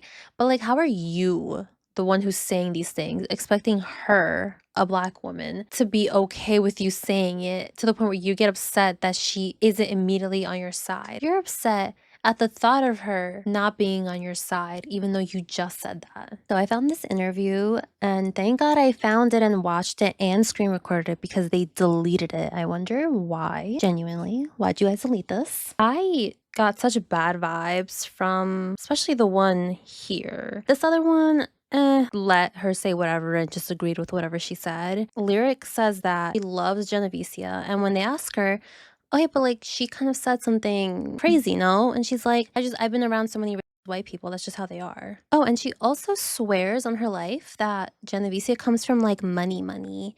That's why she went MIA, because she doesn't need the clout from talking about this reality show or being on reality TV. And this guy was like, wait, but she went on Tool Academy. And she's like, well, it's just because she likes messiness. I'm sure maybe she's like upper middle class, but she talks about her like she's an heiress or something. I always try to separate the cast members from the show, because I know edits can do so much to a person's character. So I do my best when I'm criticizing, like I'm criticizing the show, and like I leave it at that. I don't want to like go off of the personal life and like what they're doing outside of the show. But this is the one exception. I think this person is deplorable. I do not like them. I hate them. Probably one of the few times I will break that rule. I mean, it's not like they like splice something up together. It's not like they're just like making you seem that way. You said it with your chest, and then when you got confronted about it, you said you didn't care. I don't care about you either. We're gonna take this franchise and remove Genevicia from it and just have her like in her own void,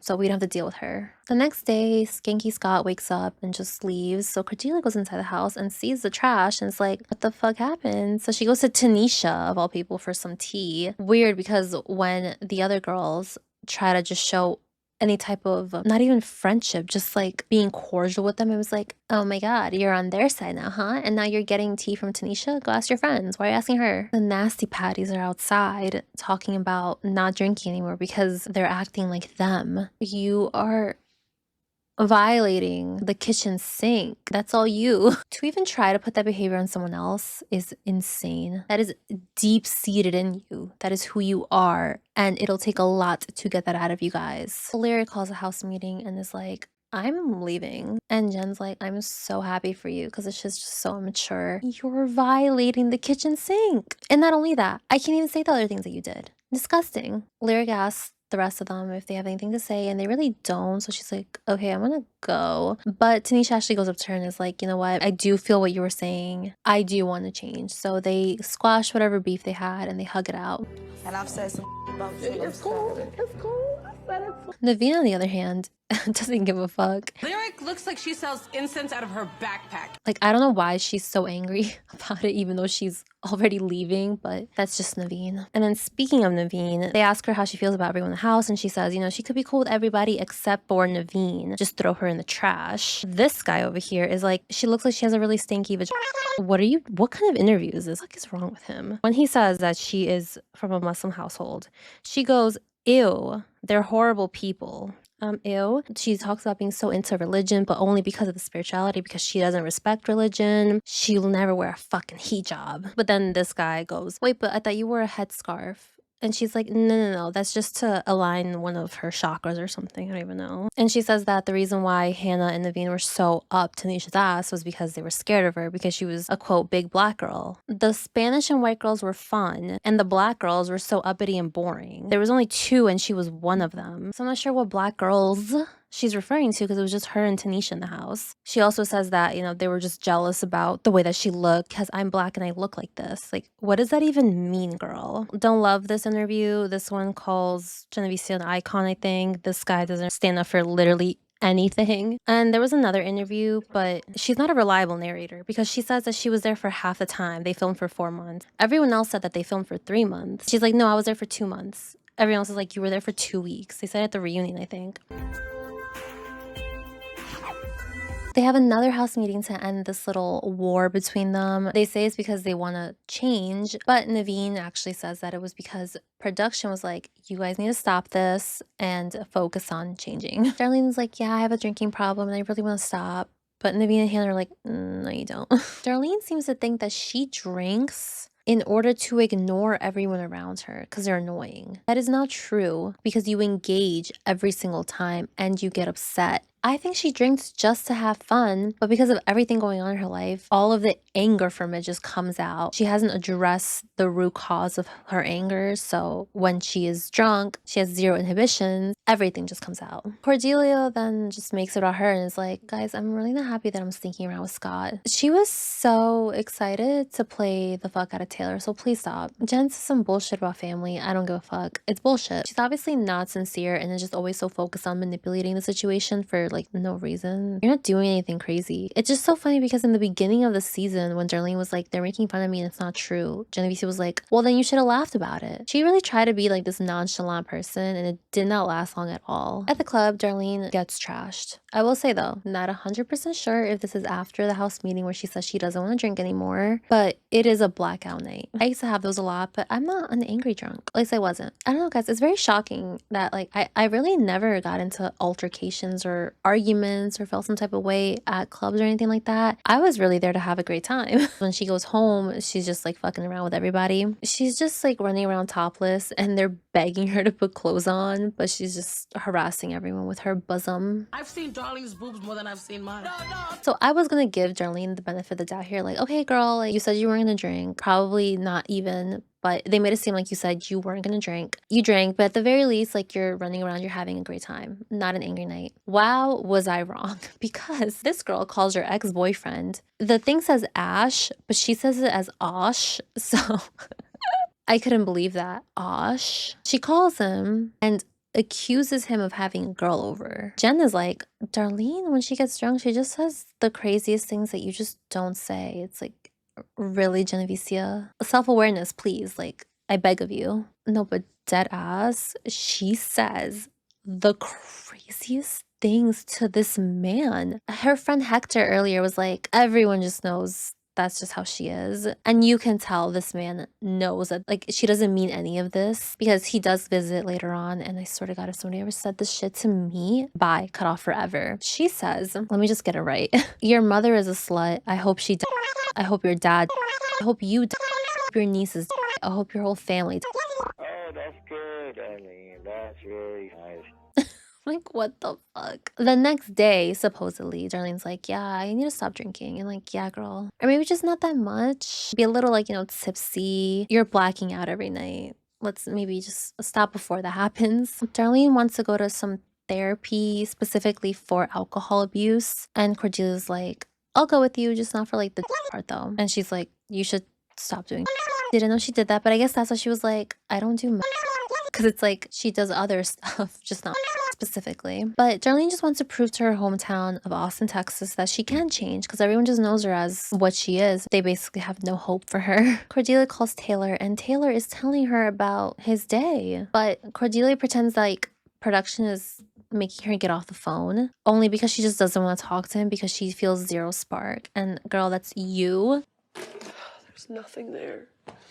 I talked to Taylor and he has nothing to say ever. She's just upset that it feels like they are just roommates, brother and sister. Ew. But if you're willing to marry this person, marriage, like, yeah, it's husband, wife, but it's also a family. It gets to a certain closeness that's not just like boyfriend, girlfriend. I feel like she just wants a silly little boyfriend. If you're not putting in the effort to even give a shit about what he's doing, then obviously it's never gonna work because you don't care about him. I find her very just self-centered, and she needs someone who just is all about her and also isn't boring. But how can you be not boring if the only thing in your life is revolved around one person? Like, how can you be interesting if you can't do anything else besides be obsessed with this one person? I don't know what the fuck she wants. So yeah, this seems more like a tantrum. Tanisha has a different theory. Think he gay?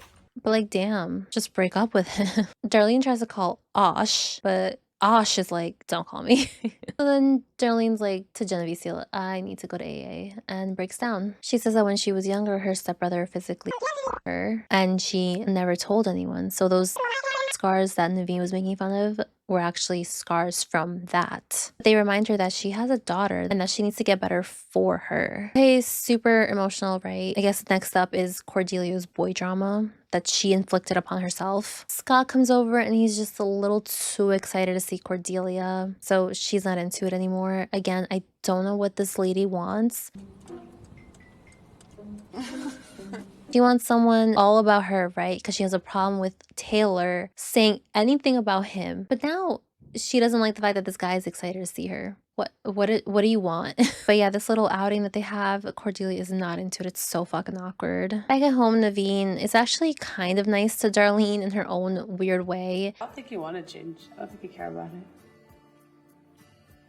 You have too much fun. I do though. I know this is like so insane, but like I think for Naveen to even care about Darlene's feelings shows some growth, like a little bit of growth. Okay, back to Cordelia drama. She calls Taylor and is like, yeah, I need a break. So he drags her just a little bit. Well, good luck living anything else in your life without having any problems and then abandoning it the first chance you get. Is an important part of a relationship. You have to be willing to fix some things. Some things are unfixable. I'm not denying that. Like, they're not just like silly, goofy fun. Like, you have to put work in. So Taylor's kind of valid to be like, so now that you have to put in work, you're not interested anymore. So then Cordelia crashes out in her confessional, just dragging Taylor and saying that she's been cheating on him. You're boring! Oh, and I've been cheating on you! He does call back though, but Cordelia doesn't want to talk to him, so she tells Jen to tell him that she died and that if he cares, he'll fly out to see her. Even though she just broke up with him and she still expects him to buy a plane ticket. He already told her he can't afford just to go see her in person after she just broke up with him. She's a brat, and at this moment I remember watching, I was like, I can't fucking stand her. However, I'm being nicer than I was in my initial watch because I did finish the season, obviously, and things happen that I appreciate from Cordelia. Darlene goes to her first therapy appointment regarding her alcohol issues. She says that she's been drinking since she was 11, and the longest she hasn't drank was a week, only because she got sick. From 11 to 24, you got sick only one single time.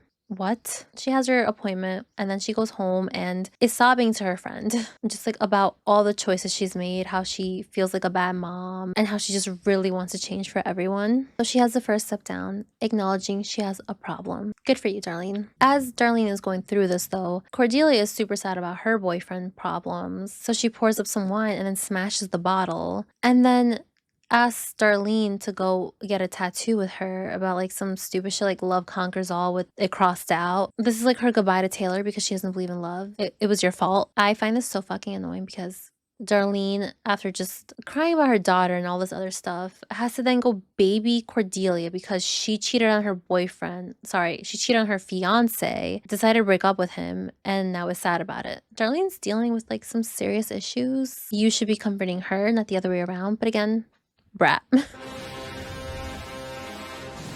More Star Wars references. The Hyenas are planning another house meeting and Tanisha goes to drink some juice and finds that this has been watered down. So she's like, damn, they're still fucking with my shit and they still haven't replaced the other things that they fuck with. So now Tanisha is going to do the most until she gets her juice back. Girls are rushing back. Turns out a few days ago they went to a pool party. I met this guy named Craig who is giving them a job to throw parties. Literally, why didn't they show a single clip of this. When I watched this, someone commented that it was probably because they were having a good time and there was like no drama. But even so, we can't just get a single establishing shot of them in the party and then Craig going up to them being like, you guys know how to party. Do you guys want to plan parties for me? Like something, whatever. But Craig gives everyone their roles and he gives Hannah the role of the point person for this party, which is so funny because she really hasn't been doing that much. So it seems like it's like, damn, we gotta give Hannah something to do.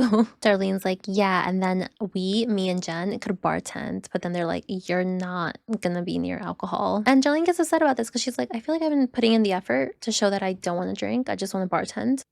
After Craig leaves, they have their lunch and Tanisha brings up the juice once again. If it's okay with y'all, at the house meeting tonight, I'll bring up a proposition and hopefully this can solve the whole food thing. The Hyenas go do some errands and then the dirty girls go out to drink. Except that Darlene isn't drinking, so they made her DD. Since they're out here, they completely missed the meeting, which was supposed to be at 8 o'clock. Naveen calls them on, I guess they have like a production cell phone. It's like, where are you guys? Why did you miss the meeting? Blah, blah, blah. And Geneva, being confronted, has no idea how to respond. She's just stuttering, trying to figure out what type of excuse she could give. I'm sorry, we didn't know that. I didn't even, I'm not even gonna lie, it's Genevieve. I forgot. Naveen's like, you all forgot about it, the thing we just talked about at lunch. But like, I don't understand why she's so nervous to just straight up be like, oh, I don't give a fuck about your house meeting actually. Why are you so scared to just say that? That's how you feel. You said that to us, so say it to them. In an interview, Darlene is saying that Cordelia and Genevieve are acting like unclassy girls. Interesting coming from her, but they do tell her that they're gonna sit in the back while Darlene drives so she can be their little taxi. Darlene doesn't like this and she's like, if you do that, I'm not driving home and you guys can take an actual taxi home. This makes Darlene though see the light and she's like, damn, they're kind of fucking annoying. Then Genevieve and Cordelia like walk off from her and they're like, ooh, let's see if she actually leaves us. Let's test her to see if she's a real friend. She does, she's not in our crew. Who gives a I'm tired of her mouth. You guys are being the worst to her right now. So like, why do you expect literally anything from her? But either way, like, are you guys in the 6th grade? Like, what is this? We're not gonna talk to her anymore. I think she'll be okay. But then they go to the souvenir shop, which has a bunch of trophies because it's Hollywood. Is there one that says Fat Bitch of the Year? Person of the Year? Body of the Year? Body of the Year? Give it to Tanisha. Someone who told Darlene the first episode, don't say that. The Fat Bitch? It is. No, don't say that. Darlene does not end up leaving them, unfortunately, and then they get home, and the second thing she sees them get home, she's like, house meeting in 5 minutes. Cordelia says some slick shit about the meeting, so Hannah crashes the fuck out on her. You serious? Yeah. You're like 2.5 hours late. What the are you talking about? Are we ready for the meeting? Are you drunk? Cordelia barely says anything to this. Now at the house meeting, they're just mad at them for being late. And like, I get it, it's annoying. But there's just so many house meetings. And on top of that, like, are you guys doing anything else that the house meeting can't be pushed back a few hours? Whatever. I just don't like Cordelia or Genevieve at this point. So yeah. There's a house meeting and you guys are fucking late. How dare you? The point of this meeting is to be like, listen, can we just split the fridge? And they're like, yeah, whatever. So thank God they get their own space in the fridge where they can be dirty. And trust me, they use it. Tanisha asked Genevieve to give her the money for her juice, which I believe was $2 single. Genevieve is like, yeah, sure, by Friday. So Tanisha's like, oh, hey, Friday's your deadline. She gives her a few days to come up with $2 whole. Sometime later, Darlene is like trying to tell Cordelia some Google facts, but they're all just so wrong. Do you know horseshoes are mammals? What? Horseshoes? The things that look like horses and they're fishes, but they're not all fishes, they're mammals. So Cordelia goes outside to Jen and is like, I can't wait to give Darlene the dumbest bitch award. So then Jen's like, I can't wait to present our Oscar for best body to Tanisha. An Oscar? I can't wait to present the Grammy for best body. You see, like, it sounds fucking dumb, but they did in fact get those trophies at that little shop. And they're plotting to make fun of Tanisha. Them presenting the award to Tanisha is them in the confessional being like, hey, so we got this award for Tanisha. I could have swore like when you present an award to somebody, it's like you giving them the award, but I guess I'm wrong. You make a dumbass confessional about it. I envy this one's for you, babe. Okay, but they split the fridge, and for some reason the hyenas decide to leave out food, which they typically don't do, so this really confused me. It seemed like they left out their food, like the dirty girls' food that they took out of their side, as opposed to putting in the fridge. But then Genevieve is like, this ice cream cake isn't ours, it's theirs. So they poke holes in it so that when it melts, it leaks. Again, their fucking kitchen. There's flies everywhere, but sure. Yeah, I'm not really sure why they left out their own food, especially ice cream cake. Fucking love ice cream cake though. Like, this is my favorite cake. And then Genevieve starts eating their brownies that they just made. And Darlene's like, what happened to the piece? And Cordelia's 6th grade ass is like, What made you change your mind? You used to be one of us. probably when you guys called a truce, perhaps. And also, if you guys never intended to actually uphold that, then you should have said it with your chest. But you didn't. You do this shit behind their back and it's so lame. But now that they have their own side of the fridge, they put tampons, dirty shoes, dirty underwear in it, dirty bras. Now it's theirs. They can do whatever they want with it. Like, you guys are so fucking gross. The Hyenas get back home and they notice cake leaking. They notice the brownies are ate. Tanisha can't even get upset about this because she realizes in that moment that the picture with her mom is missing. I don't think nobody is gangster enough to touch my picture. This is a time where those pictures were pretty much unless you made duplicates, the only things that you had. I'm pretty sure you had to pay extra for the duplicates. I just remember always having disposable cameras and then taking it to like Walmart or something and getting them developed. What a time. So if this is the original picture and she didn't get a duplicate, if it's missing, it's gone. However, she lets everyone know that whoever took it has until tomorrow to put it back and she'll be fine. Not really though, because she thinks it's Genevieve since Tanisha trashed her room. So she goes to confront her and things get like a little bit swingy, but they don't end up fighting. And it's mostly because Genevieve claims to not even know what she's upset about. The next day, Tanisha, during the day, goes to Jen's room to yell at her, and Tanisha tells her how gross she is. She hates her and that she knows that she removed her picture. You're gonna wish that you never were born. Shorty, I will send you home in a body bag. But Jen is still denying this. She's like, I didn't take it. In fact, she's like, I would never do that. Guys, we find out that it was none other than Darlene. I was the one that ripped Tanisha's picture. She tells Cordelia and Jen about it, but they're like, okay, don't tell them. But Darlene feels really guilty about it. Seeing how much of a guilty conscience Darlene has, they're worried now that she's gonna snitch on them for everything else that they did. Again, if you guys did it with your chests, it wouldn't be a problem. In the kitchen, the Hyenas are talking about not letting them get away with their little antics. And Genevieve is in the same room on the computer. Yo, get off the computer, yo. And she does. She does it sarcastically, but regardless, she still gets up when being told to get up. So super alpha of you, Jen. Wow. Tanisha is not letting this go though. She follows her outside and she's like, you better replace my juice. And Jen's like, oh, you're telling me what to do? So no, I'm not gonna do it. Even though she said she would, but it's like, girl, just do it. To be like, no, I had to do it on my time. No, you messed it up, so now you have to do it on her time because you're the one who messed it up. Genevieve has a problem with authority, so she is very defensive about it, which makes Tanisha mad because she's like, you did it, just replace it like you said you would. And things get physical and they start fighting. Give back my juice or else. It starts at the argument again, and like I said, Jen is really stupid because she's like, ask me nicely and I'll do it. She already did multiple times. You still haven't done it. And again, you weren't nice when you ruined it, so why do you deserve any niceness in return? You don't. But they end up fighting and, ooh, fusions are ripped out. And unfortunately, even though I always assumed Tanisha won this, the way it's spoken about, not that it really matters, but it was very disappointing that Tanisha not only didn't get the last hit, but left with a little knot on her forehead, and Jen left with the confidence that she won. Someone racist. So it's like, fuck, man. From Naveen, we find out a lot of people were holding Tanisha back as opposed to Jen. So Jen had more range to swing. That's how she got the last hit. Everybody's jumping on me like I'm the Unabomber or I'm Ben Laden's sister and I know where he at. And I think she was wearing rings too. I think that's what she said. What Tanisha's left with isn't the worst. It's really not noticeable, and honestly I don't even see it after that. Since Tanisha hit her in the back of the neck multiple times, I'm gonna just call it a tie. I wish it was a clear Tanisha win, but it wasn't. Producers call a house meeting and they're like, you guys should both go home because not only did you fight, you guys have been threatening each other, and it's getting to the point where like I can't even ignore it because there's serious threats. Naveen immediately gets upset about this. That's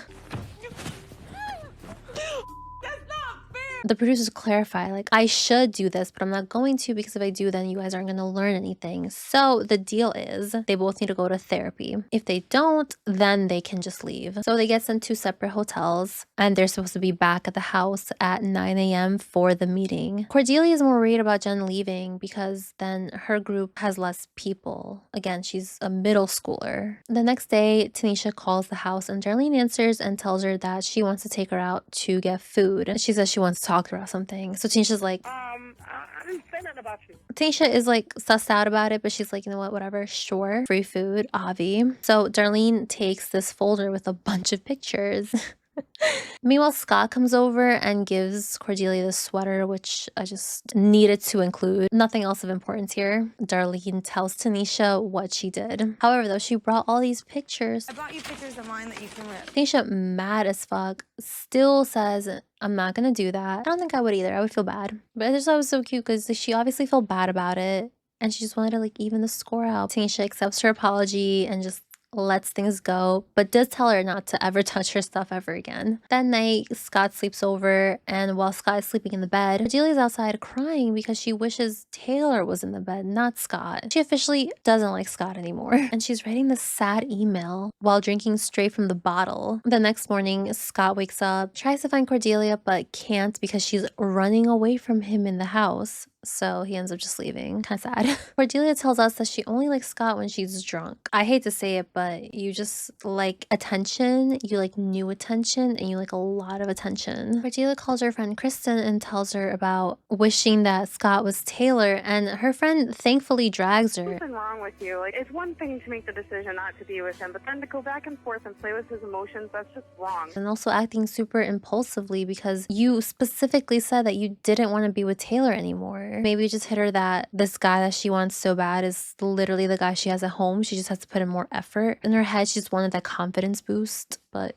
goddamn. Does it have to be at somebody you cared about's expense? Tanisha shows up to her therapy appointment, but Genevieve does not. So Darlene goes to Genevieve's hotel room, and there Genevieve tells her that she doesn't want to go because she thinks Tanisha's going to be fake. She's only using it as an opportunity to get close to her, physically close to her, so that she could do something. Like, Jen, shut your fucking mouth. She's also like, I don't understand why I need anger management. All I did was defend myself. You're a fucking this, and you did disgusting things for no reason. You need it more than anybody. So because of her not showing up to this appointment, all the roommates get to decide on whether she stays or leaves. They get a little house vote. The nasty girls are sitting there like, oh my god, it's obviously gonna be 3 for them and then 2 for us because Genevieve doesn't get a vote. So they're like, why the fuck does Tanisha get a vote? And they're like, because she went to the meeting. So they're like, fuck, Genevieve is going home. Darlene throws a little tantrum about it.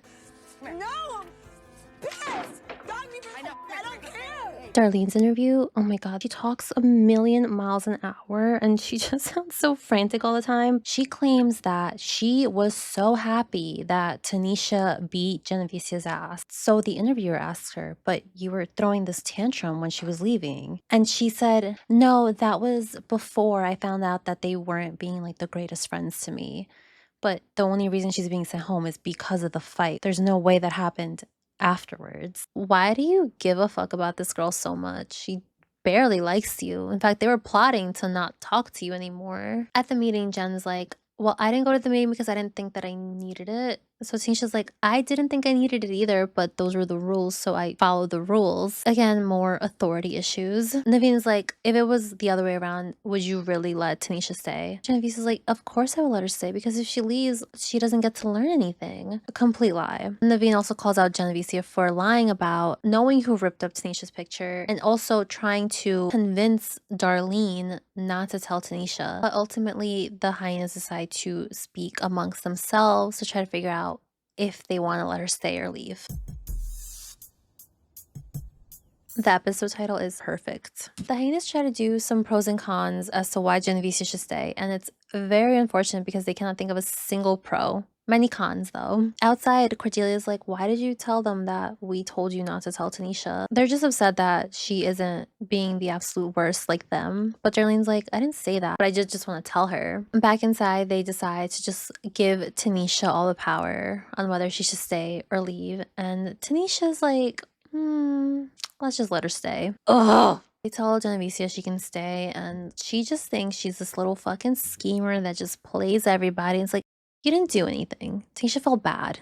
That's it. Cordelia and Jen are not feeling Darlene because they feel like she just tried to throw them under the bus, and great news for Darlene. Craig calls the house and Darlene tells him that she has a friend named Osh who can DJ the party. Hannah tells Cordelia to take care of the food, but they're just sitting around. Cordelia asks us this question. What have I done to really deserve having to live with 3 cackling ghetto banshees? Cordelia, you're dirty and gross. You violated a sink. Stop calling other people ghetto just because they're not from Connecticut. The Hyenas invite Darlene to the gym, and you know Cordelia's middle school ass feels some type of way about it, even though they don't even like her anymore. But Darlene does apologize to Tanisha and Naveen for certain things. I do think, though, that Darlene should tell them everything that happened so that it can actually be a clean slate, but that may be asking a lot. It's pleasing me that she is escaping them. Jen doesn't like Darlene anymore. She's like, she's cut. Darlene girl, let's fucking celebrate. Scott calls the house and tries to talk to Cordelia, but Cordelia doesn't want to talk to him. She's upstairs getting ready, and Darlene confirms with her, hey, you can still take me and Osh to dinner, right? Apparently, not only did she offer to do this, but she also agreed to do this. We just didn't see it. This is all coming from Darlene. At the party house, they're setting up for the party, and Jen is so fucking lame. She's telling like the other employees or partners, whatever the fuck, how she got into a fight with Tanisha. Yeah, that big girl. I punched that bitch in the face. Where do you think you are? You sound lame. Okay, but now it's time for some drama. So, like we said, Cordelia agreed to take Osh and Darlene to dinner. The plan's a little convoluted, but basically the nasty patties have to go get some ice, then come back to drop it off, and then they're gonna take Darlene to her dinner reservations at 5. Jen doesn't want to do this plan because she thinks that since Darlene is friends with the Hyena sisters, they can take her. But you guys agreed to do it. If you guys just, again, said it with your chest and said, hey, actually, I don't want to take you, she could have been like, okay, can you guys take me? Or can maybe arrange a taxi to take us? Leaving her there without letting her know that she's not getting a ride from you guys and just waiting around. It's so fucked up for no reason. Again, that's your friend. If you don't want to treat her like a friend, tell her you guys aren't friends. It's very simple. Why wouldn't they help her? Why do we have to do everything? No, that's ridiculous. What is everything? What do you do? I've seen you do nothing for Darlene. Maybe Cordelia, maybe because you bring around guys. I don't know. What do you do for Darlene? She drove you around the other day. You were trying to make her a taxi. Cordelia and Jen just go back home, plan their outfits, realize they need outfits, and decide to go shopping. So Darlene is stuck at the party house without a ride because the Hyena sisters are still there, and they're gonna be there for a minute until they have to go back home to get ready. It's now nighttime, and this is LA, so sunset's a little bit later. They for sure missed that 5 o'clock reservation. She asks them if they can just take them back home and they'll take a taxi, and they're really nice about it, and they're like, yeah, your friends are trash, so of course we'll do it. At home, it is 8:50. Yes, I know how to read those clocks. Darlene has just finished getting ready, so she decides instead of going with Cordelia and Jen in the car, she's just gonna take her own cab back to the party. She would have just gone with the Hyena sisters, but they're nowhere near done getting ready, so she wants to be responsible and not be late. Cordelia and Jen then go to the party and tell him the other roommates are still getting ready, like just got in the shower. And then Darlene's grinding with Craig. They seem to be having fun, but then it's more Scott drama. He wants a little label with Cordelia, and Cordelia is not feeling that. She just doesn't want to deal with him. The party, whatever, it's over. Craig tells him that cleanup is at 3 p.m. the next day. Guess who doesn't want to do it? Just guess. The next day, the Hyenas actually go to clean the party, which good for you guys. I would go and clean up like the basic shit outside, but I'm not about to sit there and clean the fucking toilet. Just hire a cleaning service to do that. The fuck? They're fully expecting Genevieve and Cordelia to show up just because they knew what time it was, but no, they're out getting lunch. Darlene, since she missed her date with Osh the night before, they let her just do her own thing with him. At the house, though, the other guys who work there were telling them that Genevieve told them that they got into a fight. This obviously upsets Tanisha because it's like, what the fuck are you doing? You're such a weirdo. Once they get home, it all kind of sets in that, damn, we should have sent Genevieve home when we had the chance. And this gets to Hannah. She starts crying because of how angry she is. I want to choke, but I can't. I can't. While Jen is on the computer, they confront her about not showing up, and Hannah rightfully crashes the fuck out. Please, I will cut you the up. If I see you, I And all Jen says to this is like, I'm not gonna let you talk to me like that. She's talking to you like that. It's already happening. Cordelia's like, oh my god, Hannah should use her inside voice. You should use the toilet instead of the sink. The next day they have a meeting with Craig and Genevicia doesn't want to go, so she's gonna call out sick. And at the meeting, Craig tells them that, yeah, the party was cool, but you guys showed up 2 hours late, so he's not gonna pay them the full amount. But they do get another chance to plan a different party, and this is gonna be a lingerie party, which Cordelia gets to be the point person of. Genevicia's just complaining about authority and like, it's not your thing. You're not the star, unfortunately. Start your own show, and then you can do all this, but it's not your show. That night, Cordelia decides out of nowhere that she wants Taylor back. She regrets cheating on him and wants to get back together. She goes full crazy and just starts calling him over and over and over again. Hey. Hey. Hey. Hey. Can't even talk shit about this because same. But I will say, not great behavior, not fair to the other person. So learn from me, learn from Cordelia. Don't do this. She keeps trying for a minute until she finally just gives up and just leaves him a voicemail. Sometime later, Cordelia, in the sweater that Scott gave her, is venting to Darlene about wanting Taylor back. Also chugging straight from the bottle, mind you. You don't like her. Why are you venting to her? Vent to Genevicia. Why are you venting to Darlene? If this happened after her leaving me instead of taking me to my dinner like she said she would, I would have looked her dead in the eye and just walked away. And I've done that before to someone I didn't like who was crying and venting to me. And I'm sitting there like, why are you crying to me? I don't give a fuck. Meanwhile, Genevicia picks up a phone call from... This is Andrea from Portland, and I'm going to be your new roommate. Oh my god, can't wait. She sounds really nice, but she needs a ride from the airport. So Jen actually says yes to this. Okay, but you can't give your friend a ride? Interesting. She's doing this because she's plotting with Cordelia that she's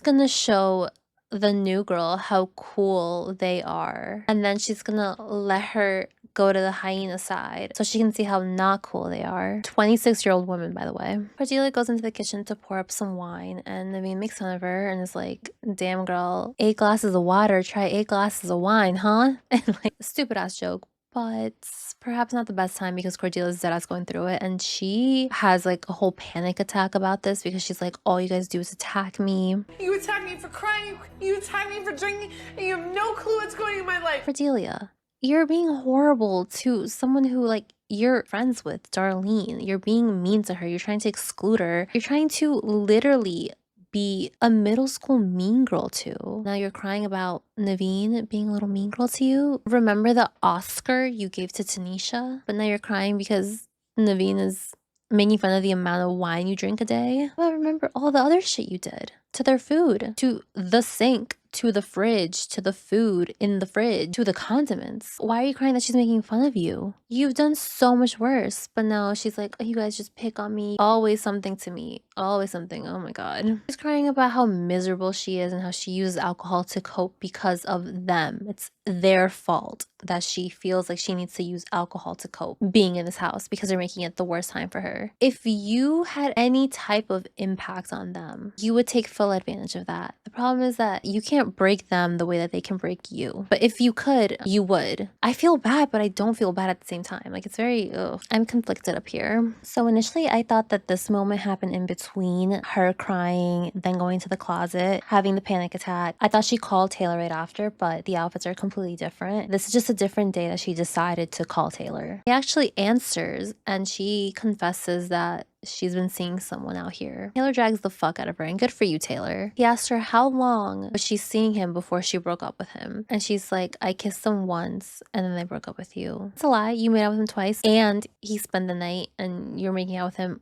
all night long. But then Taylor's like, oh, so you were gonna leave me for this guy. No, you don't understand. He meant nothing, and then Taylor just fucking drops a bomb. He's like, that makes it worse. That means that this meant absolutely nothing to you, that you were willing to throw it away for a guy that means nothing to you. He hangs up on her. In my world, unconditional love doesn't exist. It's an illusion. Again, I'm trying to be sympathetic because obviously she's been through a lot. However, a lot of this is because of her own choices. Have you seen those videos where it's like, this is how he's acting after I found out he cheated on me? And it's like the guy throwing a fucking tantrum, crying, screaming, throwing up because the person filming found out that they were getting cheated on by them. Is that not just this? Like, I hate to say it, but it's truly like she is doing this because she didn't get what she wanted. Then they jump back to her crying to the other roommates, and they show her in the closet crying about it and just has a full out panic attack. The other girls are nicer than I because they're like, I feel so bad that I even made her feel upset because now they feel like they've contributed to this, which sure, but again, if they have any type of panic attack, they can easily just blame Cordelia too because she did some shit to them. If Darlene had a panic attack, she could have been like, she contributed to it. Do you know what I'm saying? Yeah, were you the nicest? No, she stood up to you guys though. You guys fought. She said some rude ass shit to you, Tanisha specifically.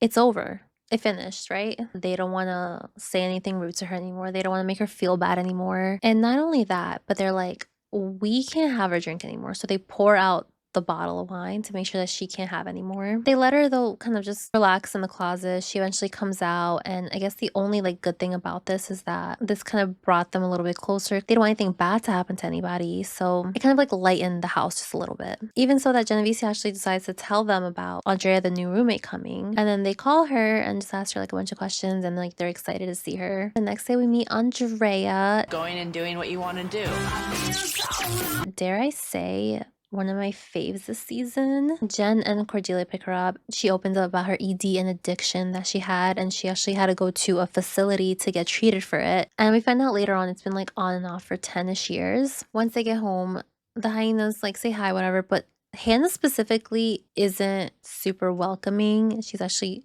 super rude on purpose. I'm rude. I don't care. I don't know why. Jen decides to not do her little who is the coolest plan, whatever. She just is gonna let Andrea pick her side. So if she likes dirty behavior, she'll side with the Kanker sisters. I mean, the hyenas aren't really trying to have her in the group. A little later, Jen decides she's over her job. She wants her own jam job. Her own goddamn job. And so she decides to write an email to Craig quitting. And guys, let's read this fucking email. After thinking about it all week, I've come to the conclusion that this job sucks. Measly 200 something. I wipe my ass with that money, and your power trip really pissed me off. You might be a cool guy, and I understand you think it's cool to be a boss, but I don't like the way you try to punish me and scorn me due to these other rejects. You are talking to an official party girl from Vegas who throws the dopest parties from Vegas to Cali. You can ask everybody. That's not the point. First off, as a boss, you don't drink at your own party, and you don't trip over the decor that you think is going to make a party. What makes a party is the people you invite. And when you hang out with a bunch of Cali, something 16-year-olds, I think, trifling hoes, you get yourself a slumber party. The last time I saw balloons at a party was at my daughter's birthday. You're worried about food. These blank bitches just blank. Anyway, it's very hard to throw a party because the only people who came were your friends who are lame. The party was lame because of the people, not the setup. Also, I will not let my name be affiliated with these parties because of the fact that they're not that cool. And I'm cool. Please don't get offended with this letter like I was not offended by your YouTube. YouTube? It's so fucking lame. She wants to be cool so bad. Cordelia, though, is worried that once she hits send on this, like, it's over. Jen is going home. Geneva reads Hannah and Naveen the email, and she's still cackling at this like it's the funniest thing she's ever done. This job sucks. And they're just like 3 question marks because you didn't even do anything at the last party. Like, what are you so upset about? Cordelia and Geneva go out with Geneva's friends, and it's like a little awkward between Scott and Cordelia. He's not really giving her much, but Jen reads her email to her friends, and again, still thinks it's like the funniest thing in the world. They're not that cool, and I'm cool. It's really not funny at all, actually. They go home with all the guys, and Scott is in Cordelia's room, and he's venting to Andrea, of all people, about this house and like how toxic it is, which I think is so fucking funny because earlier he was like, what the fuck is the big deal about this juice? And now you're feeling some type of way about the house? Especially because the only person he's been dealing with was Cordelia. You would have made it to the end is what I'm getting. Cordelia asks Scott if he can do a beer run for them because he's the only one who hasn't drank. And Scott's like, no. And I'm glad he said no, because like, who the fuck, like, does he look like your little bitch boy? She probably thinks he is. So Cordelia was told no, so a little temper tantrum is coming. Scott drags her a little bit. You bitch that nobody listens to you and nobody wants to hear your you know what? problems. We're not arguing about this. And then just leaves. So now Cordelia decides, okay, Scott's gone. Jen's other friend Josh is here, so she sets her eyes on him. She's like, oh my god, he's just so much more chill. Like, girl, you just met him. Like, wasn't Scott also super chill and cool when you met him? Cordelia asked Josh to spoon, and some noises imply that perhaps something else happened, but never confirmed. She does say, like, she just made out with him. Who knows? Who cares? The next day, Andrea is taking full advantage of that damn pool, which I would be too. She's just swimming away. Hey, girl. Hey, fish. She's just like, it's just so random and funny. I feel like she's the funniest when she just doesn't try. Now that Cordelia is awake, she's disgusted that Josh is even in her bed. You wanted him there so bad because he was so chill and cool. Please just think about these choices. Like, for a second, please. Andrea calls her mom to give her, like, a little rundown on her first few days being here. And Andrea's like, wowzers, mom. I really thought I was tough at home, but these girls are, like, 10 times tougher. And I would love to know what utopia Andrea is from that she really believed she was, like, a rough and tumble gal. Bye, why did I just realize that Naveen and Andrea are from the same city? Andrea, you thought you were tough? So cute, so cute. But her mom does give her like the funniest advice ever. You know, take a handful of dirt and smell it like Russell Crowe in that movie. Jen is over here bitching about people telling her what to do. Again, you're not in a position of authority. You have no say. You have no control. If you don't like it, do your own thing. Don't be part of someone else's thing and expect it to be your thing. It's not. Andrea asks a very simple question like, oh, I thought you had to work to stay here. And Jen's like, you've been here for a day. Why are you even asking me that? Someone who talks about people being on power trips and then you get this power trip over this new girl who's been here like a day. But again, Jen thinks this is like the funniest thing in the world that she's ever done. And she's like, who does that? A cornball. That's who does it. Like, honestly, I shouldn't be complaining this much because let her be annoying and dumb. That means she gets to go home. They go to lunch to meet with Craig, and Jen looks so nervous. It's because she's not about it like that. She's really not. It's sad. At lunch, Jen's like, hey, I quit. Craig's like, yeah, I got your email. Guys, imagine sending a resignation letter and then showing up the next day to be like, hey, I quit. She wanted to be there because she wanted to belittle Craig and be like, hey, you suck at throwing parties. I actually throw the best parties. Why would you throw a party with balloons? Who does that? And Craig is just not falling for this. He's like, okay. She's also mad about getting her pay docked when she didn't do anything. My normal boss wouldn't do that. Your normal boss would pay you when you didn't work. Also, did you not say that you would only listen to your dad, your mom, or your boss? Especially somebody that's not my mother, my father, my boss. Craig is your boss, ATM, so sounds like that was a fucking lie. I doubt you even listen to your dad or your mom. But like I said, Craig doesn't give a shit, so he's like, okay, we have a meeting, like you can leave. And Genevieve takes offense to this. So like, no, you're not gonna tell me what to do. You're not gonna do this. He is. He's doing it actively right now, actually. And guess what she does? She gets up and she leaves. No, yeah, Genevieve, you just quit, so you can for sure be in the work meeting. As she's leaving though, she's like, I hate you. I hate you. 26-year-old woman, by the way. In her interview, she's like, you know what? My choices aren't always the best. Sounds like self-sabotage. Who cares? She's leaving. At home, she's packing, and Cordelia is like, you know what? I think her leaving is going to be a good thing. Hilarious, because you wanted her to stay so bad. We're switching up now because you felt some type of way about Darlene switching up. Now you're switching up. Interesting. Interesting. But sure. Another one who saw the light. Not really yet. She will, though, once it's to her. Andrea and Cordelia go out that night, and it's the start of a weird friendship. Yeah, I don't love this friendship. They're having a blast looking for guys. When they get home, Cordelia wants to keep this party going, but Andrea's like, no. Oh, honey, I don't think I want to drink anymore, but I'll stay up. Cordelia, someone else told you no? That must be really hard for you. Cordelia then tells Darlene that she had so much fun with Andrea. With Darlene, she probably wouldn't be friends with her outside of this, but with Andrea, for sure she would. Like, what the fuck is your problem? You're so fucking rude. Darlene says something interesting. She's like, I think Cordelia only likes Andrea because Andrea could be the wingman. Kind of implying that Cordelia thinks that she is better than Andrea for whatever reason. But given what Cordelia says about being elitist and snobby, I can totally see that being the reason why she wants this friend. She thinks that she can run Andrea, unlike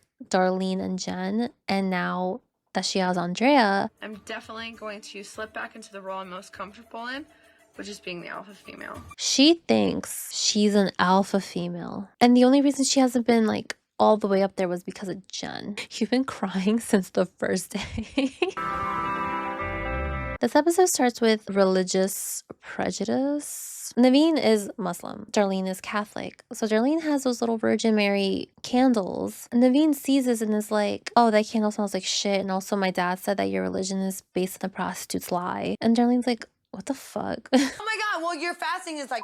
They're doing this because they want to focus on Naveen being super judgmental. Like, this is insane for her to say. But first thing that she says regarding this episode is like, I should never have said that. That's wildly disrespectful. I'm not even the best for my own religion, so I should not be saying anything about anybody else's religion. Like, she apologized for it, which is good. Regarding Naveen's judging, I think it's super okay to be opinionated on stuff. But my problem with Naveen and the way she does it is that, one, she focuses on very minute details that like don't really matter. And she only uses it to belittle people. It's just mean. And on top of that, she doesn't like it when it's done to her. You can't have it both ways, girl. Moving on though, that was just kind of an opening that doesn't really get resolved in the end. Anyway, Cordelia gets a call from Scott and he's just like, hey, that was actually super disrespectful of you to just leave me for Josh the other night. But Cordelia doesn't want to hear it. She thinks it's super cool to have somebody like her way more than she likes him. He's a chump.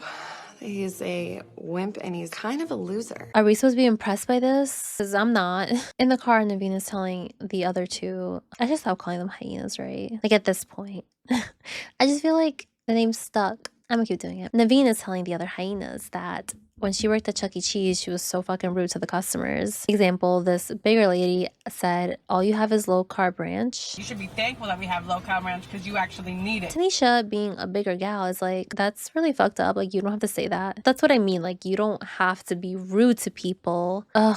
And then Cordelia tells Andrea about Scott, and Andrea just gasses her up way too much about it. Like, it's not that impressive. I'm sorry. Cordelia is a pimp herself. Back to the hyenas. Hannah and Tanisha are talking about how mean Naveen is and how she constantly makes fun of big people. They're ugly, fat ass bitches. Oh my God, that's a big ass bitch. And also white people. I'm not into white people. White ass pale bitch this, dumb white broad white bitch that. She even does a little combo of big white people. That's my biggest pet peeve in the world, fat white girls. Naveen, these are your friends. I don't know if you've noticed. This conversation is so fucking funny because they're just like, she needs to know if she leaves Oregon and she says shit like this, like she's gonna get fucked up. They'll f her up. They'll f her up, yeah. They'll f her up. My friends will f her up. They'll f her up. Yeah, they'll f her up. It's so funny. But Naveen did not find this funny because in her little video, she's like, what the fuck? Like, I'm just saying my opinion and you guys are threatening to beat me up. Like, in what town can you just say, oh my God, there's a big person and you get beat up for it? This one right here. In the other car, Andrea tells Cordelia that she got a call from Scott, and Scott said that he knows about Josh, but Cordelia doesn't care. The editors are so shady in this moment. Cordelia's like, I don't know what I do to make all these guys fall in love with me. And they're like intertwining clips of her saying, I love it. I did. I'm a. Now Cordelia is annoyed with Scott. So she calls him back. I don't know why. Probably just to bitch him out. He just hangs up on her. So being the little brat that she is, she just cuts up the sweater that he gave her and writes loser on it. That's a cute sweater, girl. You fucked it up for no reason.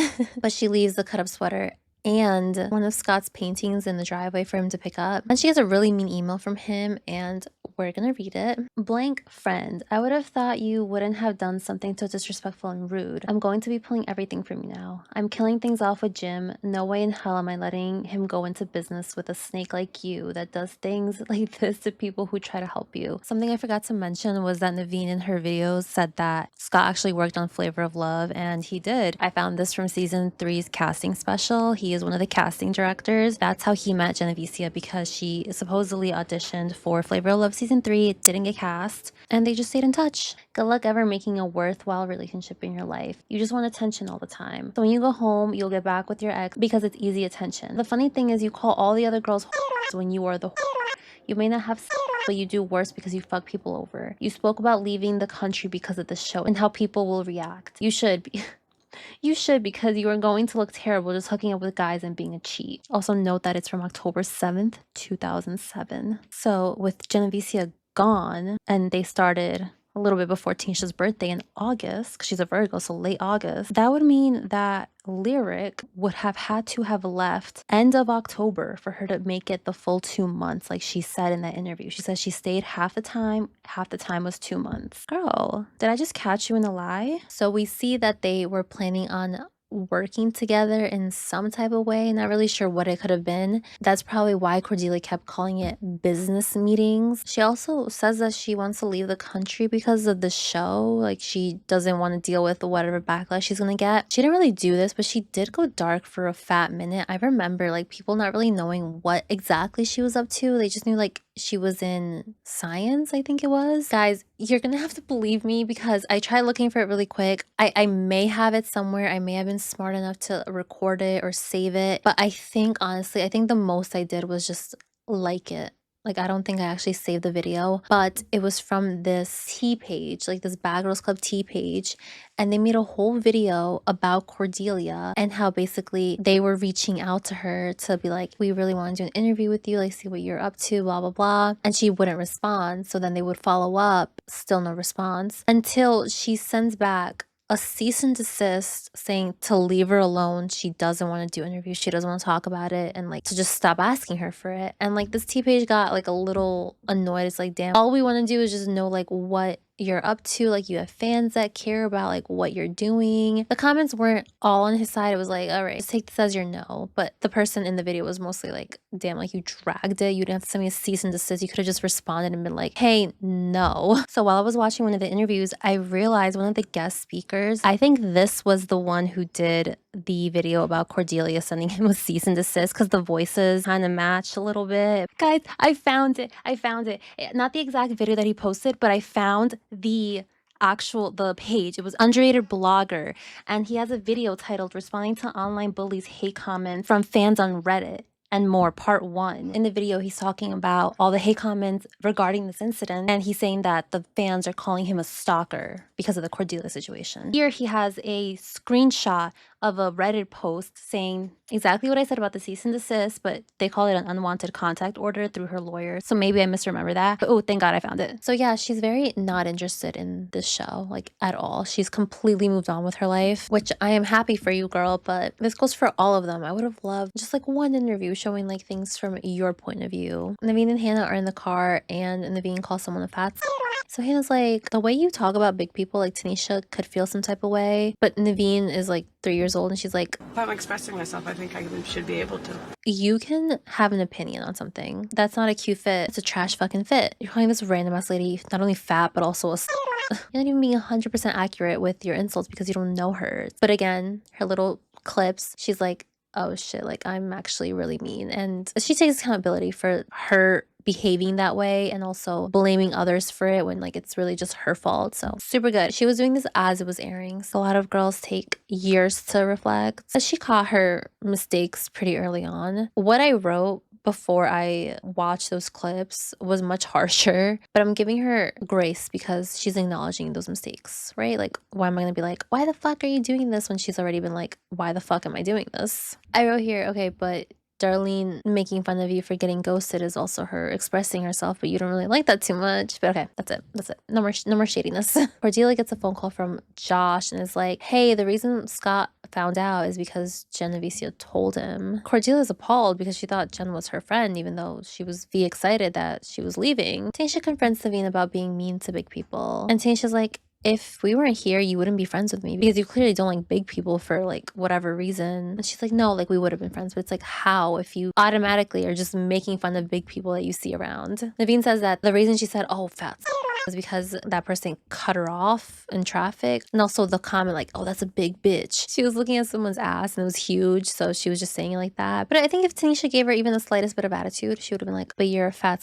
But Naveen is like, you guys say rude things to me. So like, why can't I say them back? Give me examples. I have no idea what you're talking about. I've never heard them say anything rude about you specifically. But things don't really get resolved. It's kind of just like, well, that's just her, I guess. And this gets dragged on to a different incident. moment where Cordelia is on the computer and Naveen wants to use it, but Cordelia's like, is it life or death? No, it's not. No, okay, so 10 minutes. Naveen gets very upset and unplugs the computer, and they start to argue for a little bit. Cordelia's like, you are just so fucking miserable. I don't know what the fuck is wrong with you.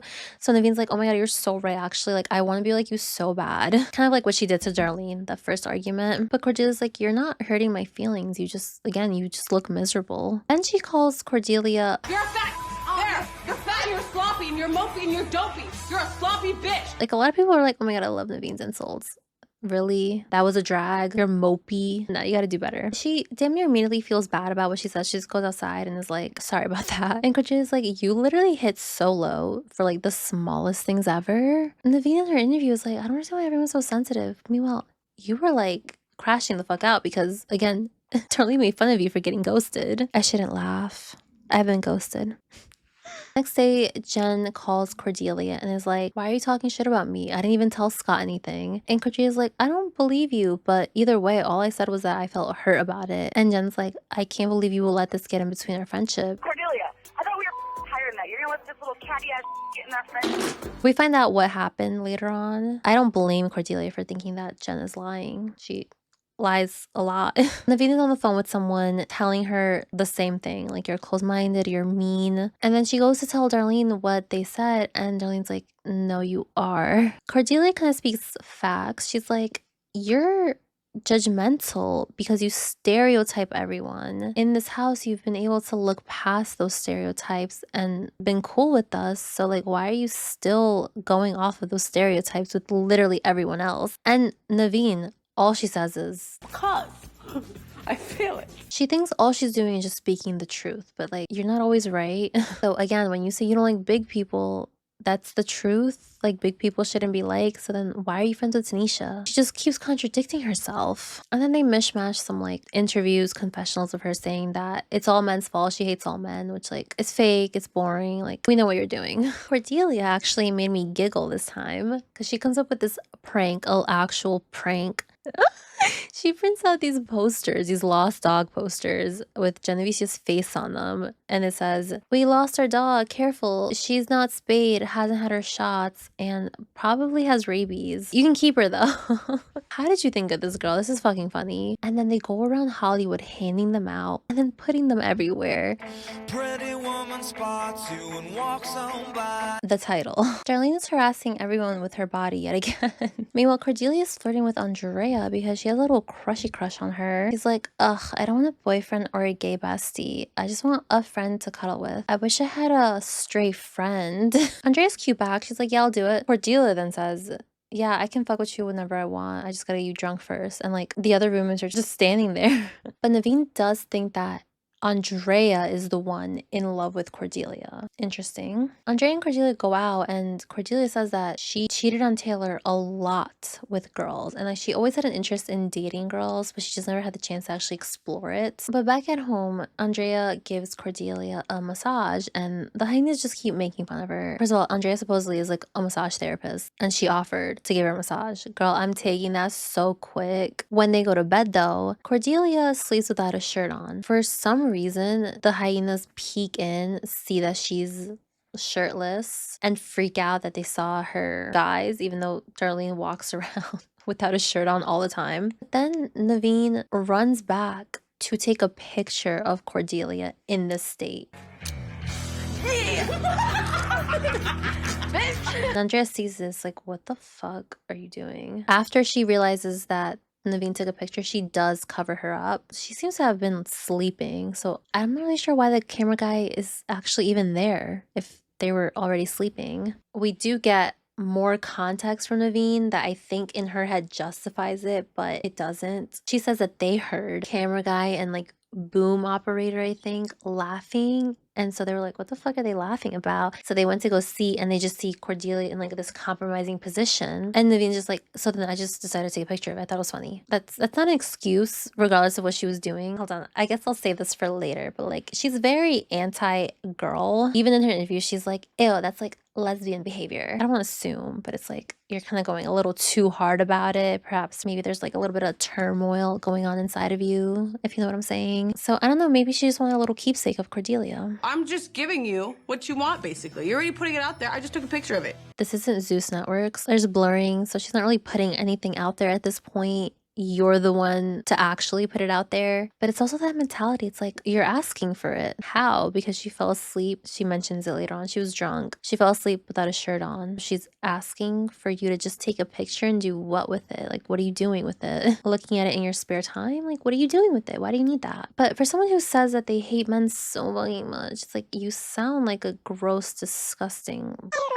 Well, you're wearing a short skirt, so you asked for it. Naveen, there's a point later on in this episode where you're just wearing a bra, underwear, and a robe. Are you asking for it then? The answer is no. Back in the Hyenas room, they're just making fun of Cordelia in general, basically calling her a thought and like saying she's gonna do real good at this party. The next day, Andrea tells her what they did and asks her not to say anything until after the party. But instead, Andrea confronts Tanisha herself. I heard everybody laughing.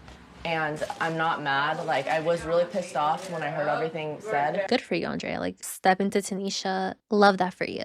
But then Tanisha calls in Naveen and Hannah. So now they're all in the room together. Once Naveen walks in, though, Cordelia is like, what was good with you taking a picture of me? And Naveen's like, it's not my fault. All I did was take the picture. You're the one who was there. Like, it's not my fault. Cordelia's like, I don't want these pictures like ending up on MySpace or something. And Naveen's like, why would we do that? Girl, why would you take the picture? Who knows why you do these things? I don't even think you know why you do these things. And they start going back and forth and Naveen's getting upset. So of course, all she's doing is just screaming, I'm not that foot in your bitch-ass, dirty, filthy room! You went into their dirty ass room to take the picture, so you wanted to be in there. Andrea's foot is forever on these girls' necks. I love that for her because she's like, all Naveen does is yell to the point where we forget what we're arguing about, and she just deflects everything. Like, snaps for you, Andrea. Hey, Naveen, I actually don't love that you took a naked picture of me. You're fat! So Andrea stood up for Cordelia. Cordelia kind of stood up for herself, but nothing came from it because Naveen refuses to just acknowledge that she did something wrong, which is what she said Darlene kept doing in the first episode. Hannah and Naveen are talking, and Hannah says in a really, really nice way, and I know she gets the follower edit, and she says that she did tell Tanisha, especially like when she was wrong,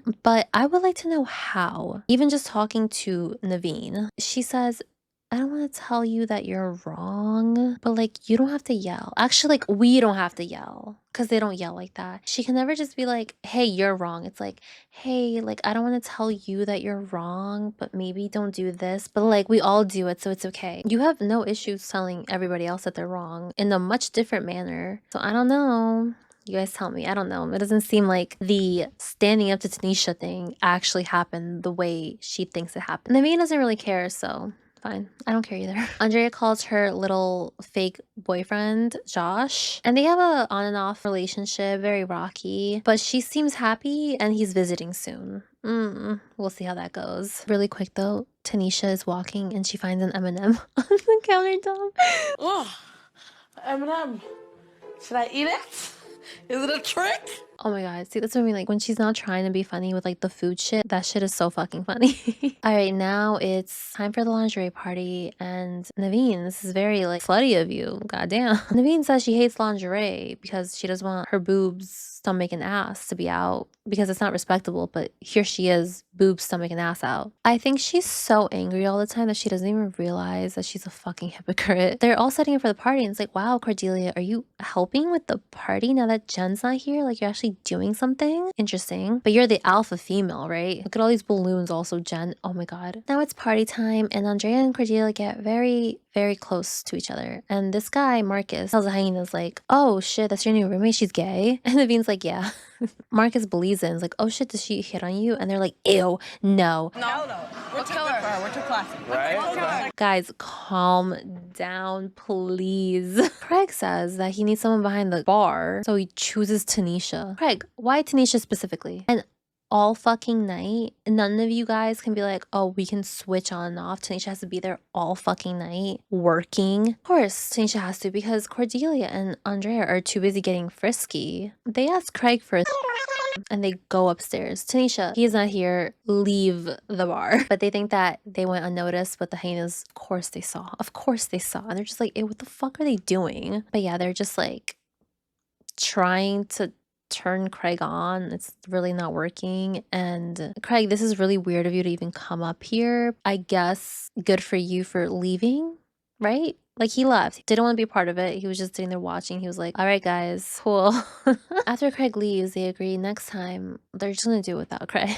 Once they get home, Andrea tries to call her man at 4 a.m. and gets a little upset when he's like, I'm sleepy. Again, the other girls are still talking about what happened and they're just so disgusted by it. That is so disgusting. Wild though, because they're fine with like their gay friends, like their guy gay friends, but not their girl roommates who could possibly be bisexual at the very least. Interesting. Darlene tells Cordelia that she hates Andrea. She says that she hates her because she's besties with Cordelia now, and that's Darlene's friend. Cordelia told Darlene straight to her face, hey, if this was real life, I wouldn't be friends with you, but I'd totally be friends with her. And you're still somehow jealous of Andrea. Cordelia tells Andrea this immediately, and Andrea just doesn't even want to engage in this. She just lets it be. Then she opens up about her where she says that once she feels not in control of a situation, she tends to do not healthy things. Like we learned with Geneva, this environment is probably the most not in your control environment you will be in. So trigger warning for that. Naveen, being curious, just asked her like a rude question, basically saying, hey, did you get submitted to the mental asylum or did they make you go? And then when Andrea explains like it was for Naveen's like, oh, I thought it was just like for craziness. My God. Hannah, on the other hand, doesn't get it. She's like, just don't feel that way. Why are you hurting yourself? Guys, Hannah solved mental health problems. At the Hyena lunch, they're still saying like, it's a dumbass disorder. Why do you feel the need to do that? And Tanisha's actually the one to be like, guys, it's psychological. Like it's a mental health problem. They're not doing it because they think it's fun and fresh. Once they get home from their lunch, Darlene is telling them, I hate Andrea so much. I really hate her, and I hope she I don't like her, Tanisha. I don't like anyone right now. Andrea's in the same room. Like, Darlene, what the fuck is your problem? We may find out later on. They're framing it like Darlene's just jealous of their friendship and she's saying this, but it may be for something else. Darlene's so fucked up sometimes. They go out and Andrea and Cordelia are dancing and Darlene's just being a fucking hater, and like as she's walking by and they're dancing on like this little bar, I guess, whatever, she like pulls up Andrea's dress. Her and Hannah are like, Andrea, you don't know how to dance, you dance like a robot, ew. They would fucking hate me because I've done so much worse at the club. Andrea, girl, I'll dance with you, don't worry. Also, this is Darlene dancing, this is Hannah dancing. Okay, like, what are we doing? We can't have a little fun at the club now? Everything has to be serious? We saw Andrea was already stressed out just being in the house. Now she's having people come at her like this for no reason. So she is now using alcohol to cope with this anxiety, and she drinks so fucking much. She gets absolutely trashed. Like, she cannot walk. She takes a little tumble. Poor girl. But I will say Cordelia is helping her through this. In the limo, Andrea's like, they're gonna be so mad at us for leaving them because they're going home. And Cordelia's like, no, they're gonna probably stay there for like a few more hours. No. They were outside waiting for that limo, and when they find out that they left, they get mad. Especially Darlene, who I guess we took a little break from her storyline of wanting to change because she drank tonight and now is angry and takes out her anger on Tanisha. She grabs Tanisha's finger and is like trying to bend it back or bend her nail back. We've seen Tanisha get very upset about things. So for her to be like, Darlene's trashed, she doesn't mean this, it's not really hurting me, I'm gonna let it go, is so big of her. The next day, they're telling Darlene how she tried to fight everyone. It's just an exhausted conversation. Yeah, you did the thing you said you weren't gonna do, you did it again. It just sounds draining for them to even tell her what stupid shit she did this time, because they keep having to tell her the stupid shit that she does every single time and she doesn't learn from it. They then turn to Andrea and Cordelia and they're like, we're also upset with you guys for leaving us. And Andrea's like, I'm sorry for that, which they accept. Darlene's just watching from the phone room. She doesn't look too happy. Once again, they talk about Darlene being out of control. Andrea says that she needs to go to rehab. And Darlene hears this. This is what makes me think that Darlene saying that Andrea needs to was after this. Darlene gets out of that fucking phone room and she's like, what the fuck did you just say to me? And Andrea's like, oh, I'm just like saying like you need help. And she's like, weren't you in a mental institution? Exactly, go back, bitch. How dare you, someone who was in a mental institution, tell me that I need to go into a mental institution? I think she's actually making Andrea's case even stronger because it's like, I was in a mental institution. I know what it's like to have an addiction. I'm seeing signs of that in you. So from experience, like you pointed out, thank you, Darlene, she's suggesting something. Is it her place? Maybe not, but I mean, if they're saying they're talking about how like out of control you are, and she does mention later on that they were also talking about like her doing, she's doing all that, then like she needs rehab. It would be one thing if like you acted like just drunk and whatever, but you don't. You get angry and you are, like they said, out of control every single time. So it's an educated guess, an educated suggestion, I should say. She even said that she needed rehab. She's just upset that Andrea, someone who doesn't know her, is saying that she needs it. Girly pop. Anybody who met you one single day could probably say the same thing. Andrea is very apologetic, starts to kind of cry about it. Tanisha is just there with her comments. Don't make her cry. Look, she feel bad. You see? Why you do like that, huh? Darlene doesn't forgive her though. And then she turns her anger towards Cordelia and is like, oh, cool, you just met her 2 days ago, but then you're there for her when she's trashed, but you're not there for me when I'm trashed. Cordelia's like, she was gone. Like, I needed to take her home. Like, what did you want me to do? Just leave her there? And Darlene kind of is just like, yeah, because you should have chosen me over her. Andrea's still crying. And then Darlene's like, I don't hate anyone, even though she literally said that about Andrea. And then Tanisha and Darlene go into her room, and Tanisha tells her like, I've been in your position. I drank a lot too, and it took me to such a dark place. I just don't want to do that anymore. I'm not telling you what to do, but you should definitely take my experience into consideration, which is kind of what Andrea was trying to say. Maybe she just didn't use her words correctly. She was in that institution for an addiction. I think she meant well. Darlene feels bad, but also not bad, because she's like, she should have judged me. All right, whatever. They actually decide to have a slumber party to kind of lighten the mood. They decide to ask like these raunchy little questions, but they barely get through one when the doorbell rings and it's a fucking cop. Just kidding. It's really awkward and I fucking hate it, so we're gonna skip past it. But now the party is over. Very quick party, very calm, fresh, fun. The hyenas are just chowing down on like the food, and Andrea is watching this and she's getting triggered because she doesn't want to relapse. Unfortunately, she does, and we hear it, and I hate it. I don't understand why we have to throw in like these type of scenes. They didn't need to play that sound. Naveen is sympathetic in her own horrible, mean way. I feel bad for you, but you know, it still sucks. Eat a Twinkie, it'd make you feel better. Hannah asked her about it because, as we saw, she didn't understand the disease. She even says, I just thought it was because you didn't want to be chubby. And Andrea explains like, it's not just about like not wanting to be fat or whatever, or like hating food. Being in control of something, and it's about being unhappy with yourself. And Hannah's like, you know what? If I'm doing anything to make you feel stressed, like, let me know and I will stop. She's really trying, which is cute. Darlene then dumps a bottle of bubble bath into the pool, and they have a fun little time, which Andrea learns to take full advantage of, these little pockets of fun, because they're not super common. And then at the end of the episode, we actually get a hotline for, I don't even think they did the first season. Everyone's out, they're having a great time except for Cordelia. Take a wild guess as to why. Her, Andrea, and Darlene are talking about how everyone's getting along, and Darlene's like, yeah, we had to give her to Jen. And apparently she wanted to vote her off, but you threw that tantrum when you found out she may be going home, so what are you talking about?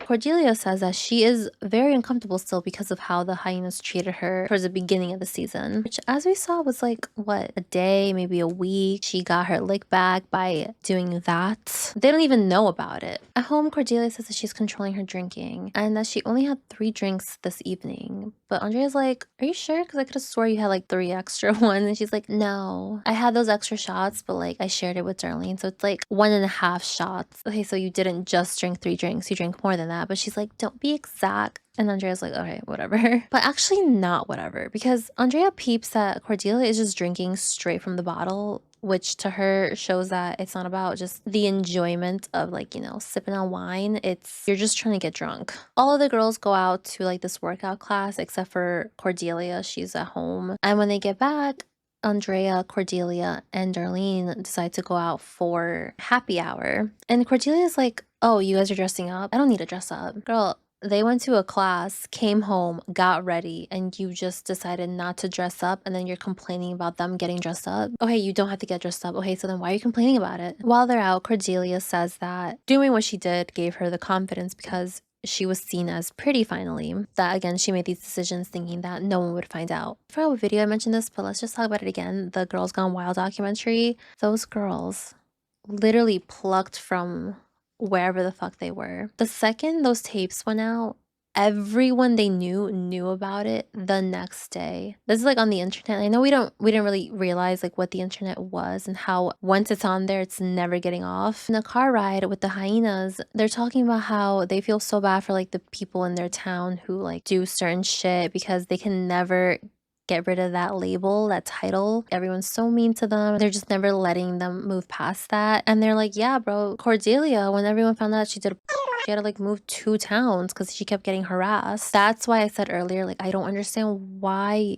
you would go on national TV to tell even more people that you did it. I'm not trying to make her feel bad about her choices. I'm just very confused as to why she's making them, because she seems to understand like what she wants, but then the things she does contradict that. The main takeaway from this is that Naveen's in the back and she looks gobsmacked because it turns out she didn't actually know. Cordelia only told Tanisha. I'm not just a stripper. I'm a star. But that little scene of them looking it up after when they were making fun of Cordelia being from Connecticut, whatever, that was from this time, which is very later on in the season.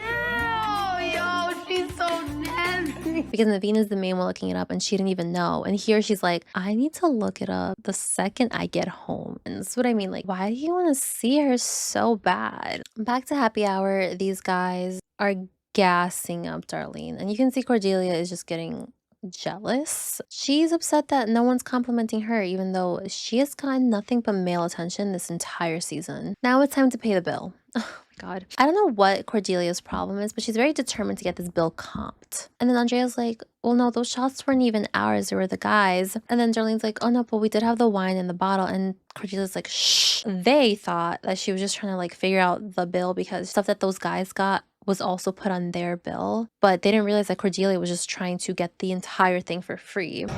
So they don't want us back if we do that. We can make them convict. The bartender's like, yeah, I don't give a fuck about your dumbass show. Like, I've had the Hills in here and Sunset Tan, and they always pay their bill. What a drag, because the Hills girl, and you're on Bad Girls Club season 2, your show isn't even out. No one even knows who you are right now. Outside, Cordelia's crashing out about this. I don't think you bitches understand that. The worst thing that could happen is that they can say no. It's like, Cordelia, no. Like, the worst thing they could say is what they just said and humiliate you guys. That shit was embarrassing. And Darlene's like, well, you were also being rude as fuck about it. And Cordelia's like, well, I'm so ugly. Obviously, I have to be rude. I know. Cordelia is drunk and she is taking out whatever insecurity she has on Darlene and Andrea, and she keeps saying, you guys don't understand because you guys are so pretty. It doesn't help when Darlene's like, well, I'm nice to people and I always get things comped. And she's like, yeah, it's because you're pretty and I'm ugly. To me, again, seems like a tantrum that she's throwing because she didn't get what she wanted, which was free drinks. And then she's like, I'm so fucking sorry. I had all this plastic surgery and I'm still ugly. I've had plastic surgery too, okay? Yeah, you're so prettier than me, you dumb.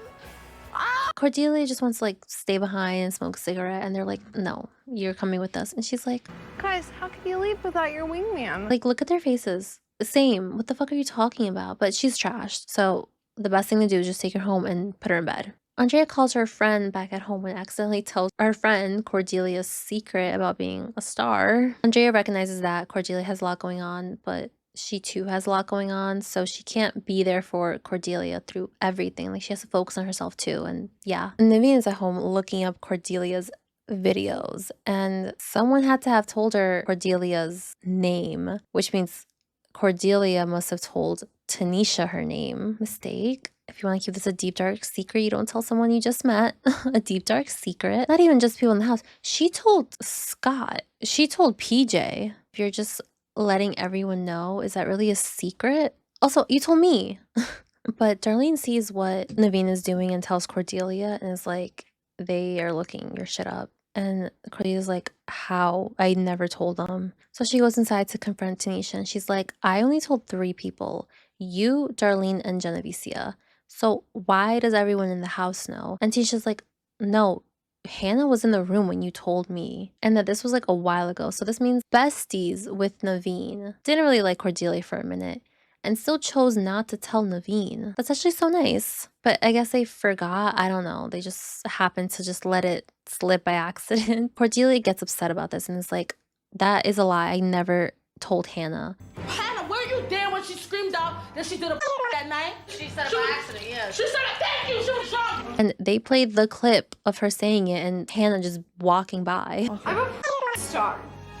Cordelia follows them and just like lets it all out there and is like, yeah, I did this when I was 18. It was dumb as fuck. And it also did irreversible damage to me. I had to withdraw from school because people were literally throwing the video on my desk. And now she feels like they've just been holding this ammo against her this entire time. And they're actually trying to make her feel better. They're like, it's really not that big of a deal. And Naveen's also like, I just want to see if it was actually true. Like, I want to see if I could find it. That's it though. But this isn't good enough for Cordelia. So she's like, no, I want ammo on you guys, actually. And they're like, we haven't really done anything like that. She's like, it doesn't matter. Just tell me like the deepest, darkest secret you have. It's always like a get even with her. That's all she wants. She just wants to have that same power that people have over her, but not for anything other than to make other people feel the same way she does. Surprisingly, they actually comply, and Naveen tells her that she's had a before. And then Hannah's like, I had a new ex-boyfriend and my dad's head. Cordelia is still upset though. I guess she just wanted them to be like, no, yeah, I also did. They're still being nice to her. They're like, we're not trying to fight with you. Like, we're just trying to open up to you without arguing. And they apologize again. So it seems like it's okay. Hannah and Naveen talk to Andrea and they're like, it's been a minute since we were rude to her. And Andrea falls for this.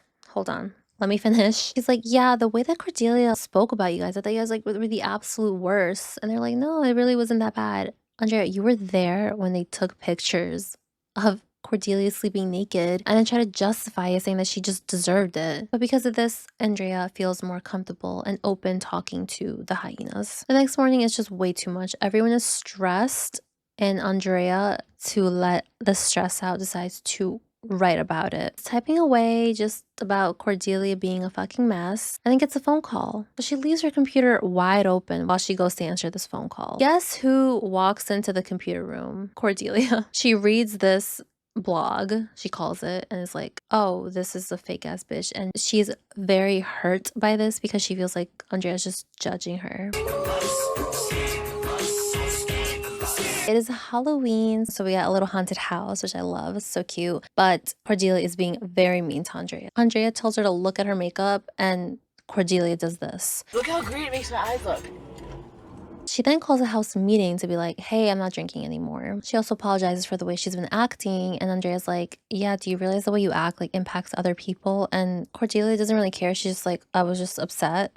Like, that's it. But she doesn't want to bring up the blog. She kind of wants to just forget about it, but she still is angry about it. She does say, though, that she doesn't think she has, like, complete right to be upset about it because she wasn't meant to read it. Why be upset? We'll get into it, though. Don't worry. Darlene opens up about not having a great relationship with her daughter because she lives with her dad, Darlene's dad. And in order to speak to her daughter, she would have to speak to her dad, and she doesn't want to speak to him. It turns out that she got pregnant senior year of high school when she was in Mexico on vacation. And then she had her daughter on a Thursday and then went to prom that Saturday. This is from her audition tape, but at this moment in the house, she's just angry. I wonder what this is setting up. That night, it's the friend Marcus's B-Day party, and it's a costume party. At this party, Darlene is limiting her drinks, and Cordelia is not drinking at all. This random-ass guy is pressing Tanisha about knowing Marcus from back in the day, but then he ends up throwing a drink on Marcus. Oh my god. I don't know. Darlene takes like personal offense to this and follows him outside and just starts beating this man. Granted, he does not fight back, which is why she's able to do this, but she just doesn't stop. And then this guy has nerve to be like, I'm gonna call the police, but it's like, but throwing a drink on someone is battery. Call the cops then. In the limo ride home,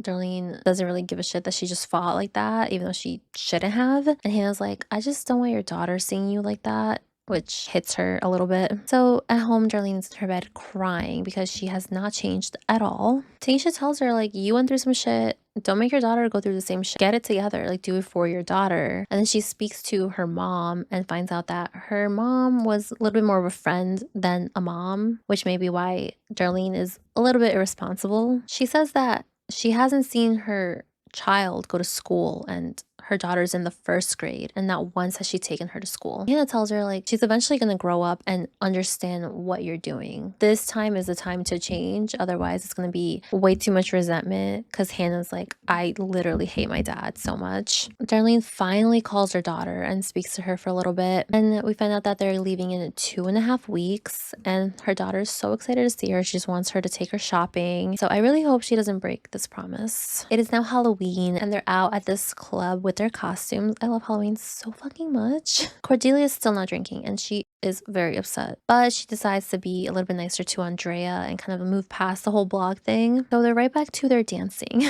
Back at home, Darlene wants to sleep in Tanisha's bed. Darlene, get out.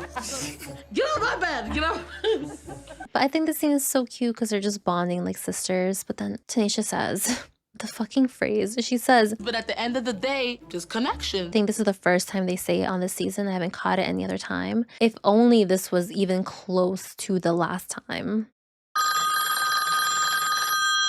Hello? Cordelia and Andrea are talking about their little fantasies, and I just want to include this because Andrea is such a little nerd. It's so cute. I had this fantasy where he was like captured by some like Romulans. But I do know about Romulans because of the Big Bang Theory, so she's very Sheldon coded to me right now. Andrea's man, Josh, is coming to visit. How fun. While on the phone with him, Cordelia is writing these little notes. Basically, he's trash and he doesn't deserve her. And Andrea tells Josh what she's saying. It sounds like Cordelia is very, very jealous. Cordelia tells Andrea that he's definitely doing his own thing, and she's just sitting there waiting for him. And this obviously gets Andrea upset because she's just like, all right, so then let that be the case. Andrea just feels attacked by everyone, but Josh is the one who kind of has a rough road ahead of him. He enters and Cordelia goes straight to Darlene and is like, he is so fucking ugly. And then she just drags him in her confessional. My name is Josh, and I'm a cheater.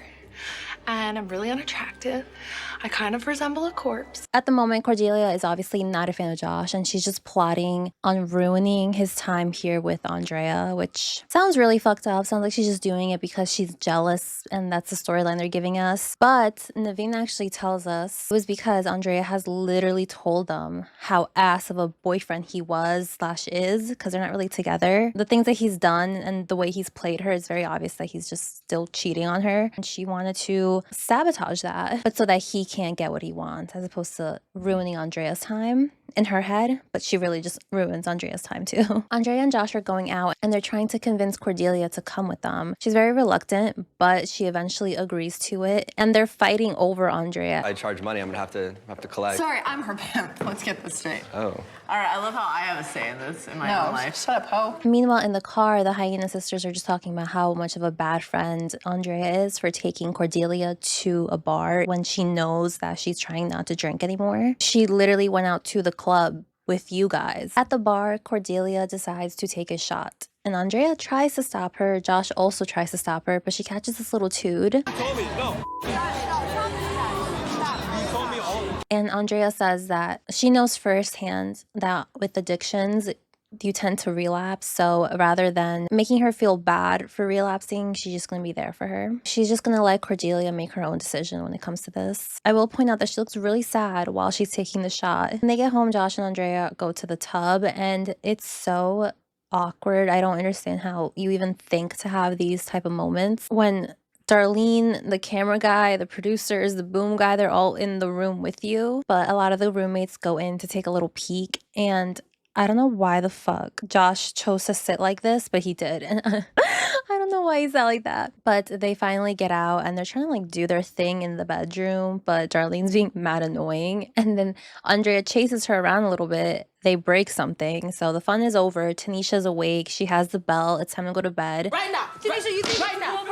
Right now. And Andrea feels very upset about this, even though it was like kind of like a jokey joke, but she's done joking. The next day, Josh accidentally lets it slip that Cordelia drank. So now the house is mad at Andrea. They say Andrea should have been a better friend because she knew that Cordelia needed help, And they think that Andrea should have literally just taken the drink from Cordelia. Again, you guys all went to the club with her and also a party. And on top of that, Andrea has her own thing going on that she's also trying to deal with. Cordelia then talks to Tanisha directly and is like, no, like really, it was actually my fault. And Tanisha's like, you know what? Actually, no, it was Andrea's fault because she sits there and talks shit about your drinking, but then she's letting you drink, question mark. And Cordelia, oh my God, we literally see her heart just break. That's nice. Then she goes out with Darlene to get some food and she tells her she can't believe that Andrea's sitting there complaining to the Hyenas about her, even after everything she told Andrea that they did to her. But my thing is, you were trying to be cool and amicable in the house, so I don't know if using like what happened in the beginning is really that much of a strong argument if at this moment you're trying to be cool with them again. Then Cordelia tells Darlene about the blog and she frames it as, she wrote a blog about me. Now, a normal person hearing this is like, oh shit, she literally went on MySpace and wrote a big ass journal entry, posted it for everyone to see like Perez Hilton. At home, she somehow reads it to Hannah and Darlene. I'm thinking what most likely happened is she copied and pasted it and just sent it to herself. And then Hannah says this. I should put your douchebag and food tastes great. She's very ignorant, that one. She says instead of helping her, she's just writing about her. So at this point, everyone knows about the blog. And Cordelia is like, oh my God, guys, I'm just telling you because I thought she was my friend. No, girl, you want them against her. And then Hannah's like, it's no one else's business what goes on in this house. You're on TV. Unfortunately, it's my business now. They all go on like the Tyra show anyway and talk about what happened in the house. So it's like, okay, so it's not our business, but you're telling the world the business. So right now, everyone's on Cordelia's side and Cordelia is just basking in it. How does it feel, Andrea? I'm basking in it right now. Meanwhile, Josh is packing up and cannot wait to leave the house. He's been here for like a day.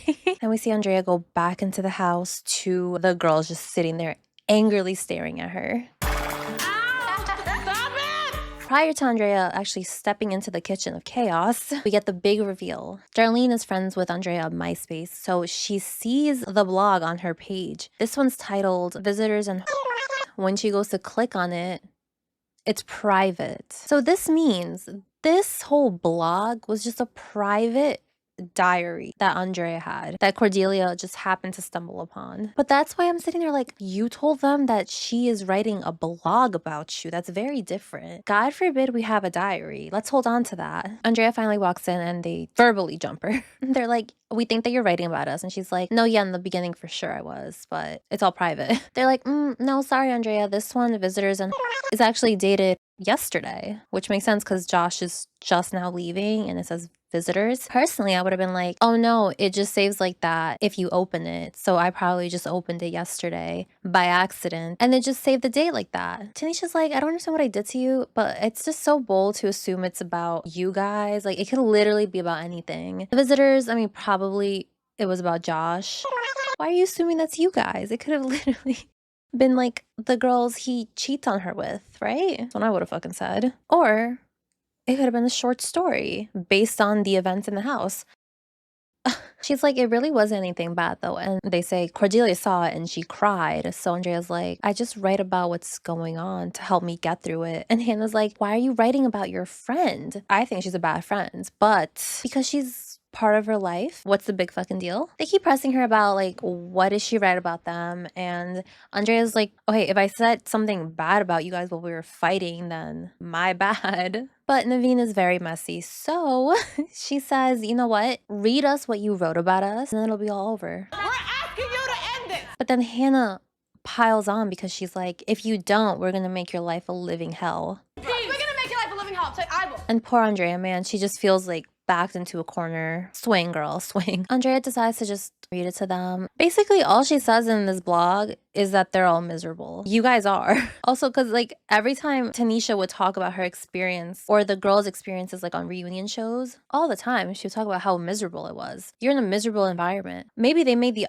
astute observation that you guys are miserable. They played her shit. So when she reads it and they find out that she thinks that they're miserable, they're like, oh, we don't want you here. You can leave. We lied. You're sleeping outside. Andrea asks to speak to Cordelia directly since it's between the two of them. Kind of. They're absolutely not letting Andrea through. And Hannah stands up for Cordelia. You have no idea what she's been through. As if she wasn't a part of why she was miserable in the beginning. You can just see Cordelia loving this. And even Darlene fucking clocks her shit. Cordelia has known about Andrea's blog for a while and never mentioned it. I think it's like a little power trip. You want to tell every single person before you ask her what the fuck is her problem? Cordelia, we know what you're doing. You should have talked to her about it and either chosen to forgive her or let her go as a friend. But like I said, Cordelia likes revenge. So this, she's loving this. Having a friend like this is not healthy. Someone who's literally just basking in your downfall. Andrea calls Josh and he's like, why the fuck would you read it? And she explains like it was really, she had no option. Either way it was gonna be bad. But then she says that Cordelia has a little secret diary that no one knows about. Go upstairs right now, get that shit, make copies, hand out little packets so that we can all read it, like popcorn reading every time she talks shit about one of us. Are you fucking serious? Andrea goes to talk to Cordelia and she once again apologizes for ruining their friendship. And once again, Andrea, you did nothing wrong. They talked their shit in their confessionals and interviews. Your shit was private. Cordelia just wants her to regret this, so once again, dare I say revenge? So she throws her purse in the hallway and tells Andrea to go sleep in a different room. And Andrea's way nicer than most of us because I fucking wish she would try that with literally anybody else in the house. Andrea's super nice, so she's like, you know what? You want space? I'll give you space. But as she's leaving, Cordelia has this evil smirk on her face. I don't even think you feel that hurt. I think you just want someone else to feel the way you felt in the house. The next day, it's time for a camping trip, which Andrea is not going to. And we find out from Naveen that it was actually her idea. She's the one who brought it up to the producers, and because of what happened, she's not gonna go. Tanisha calls her weak for not just facing the music, and Cordelia jumps in on the bandwagon. When I come back, maybe you won't be here. Because this is your time to pack up and just go back to wherever the it is that you came from. Girl, we get it. The people who bullied you finally accepted you. Congrats. So the camping trip is cute. There's horses, there's animals. It's like cute little ranches. But at home, Andrea tells us that this happened to her before. Someone in her sorority found her diary and read it to everyone, and she just ran away from it. We need to invest in those lock diaries. We need to write in a code. We need to figure something out, because why is this happening to you more than once? When they finally get back from their trip, Andrea calls a house meeting and she prints out another blog post to read out to them. Cute, but I just feel like it should have just come from the heart. Tasha's like, I don't know what you wanted to do. Like, give you a second chance and then what? You fuck me over again. Please, what does she say about you? That you're miserable? That's it. Andrea tries to say, I was reading back the things I wrote about calling Cordelia a train wreck, ... And she doesn't even finish before Cordelia just jumps on her. Train wreck.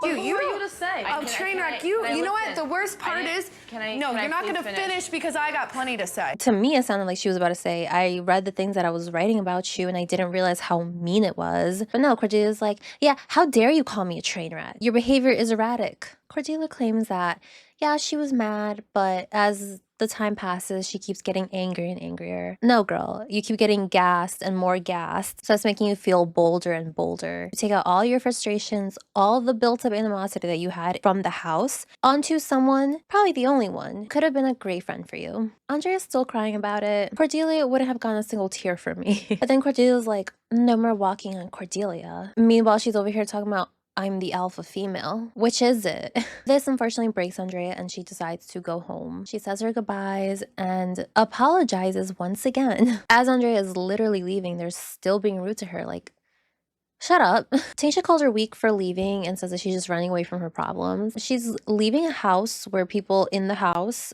specifically told her that they were going to torment her and not even let her sleep inside. So I'm proud of you, Andrea. Good for you. I'll miss you, girl.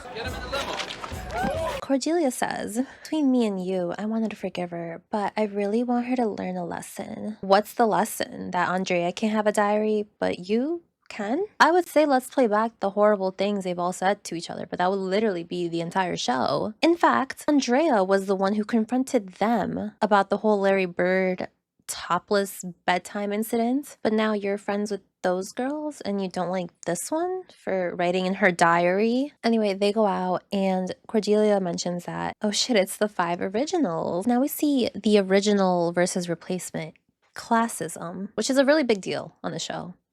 to them. They all go out and Hannah is feeling a little staticky. Naveen is like kind of there, kind of not really. Cordelia's just jamming out and Darlene's being Darlene. Someone throws a drink and it lands on Darlene. So Darlene bolts over the couch to attack this girl. This huge fight breaks out. Production's in it. Randoms are in it. And then the police get called and they arrest. I would tell you to guess, but it's pretty obvious, right? Tanisha, I wanted to take a closer look at this footage. This is the only footage we have. It's very cut up and doesn't tell the full story, but it is going to help me step in the right direction of trying to figure out what the heck happened. So let's take a look. Okay, so Darlene fought this girl that was a part of this group with these guys. You can see production jump in because one of the guys was also trying to break it up. They had to make sure that this guy wasn't going to do anything to Darlene, right? But we can see Tanisha here not even looking at the fight when it happened, and then she turns around and is trying to get in there somehow to break it up,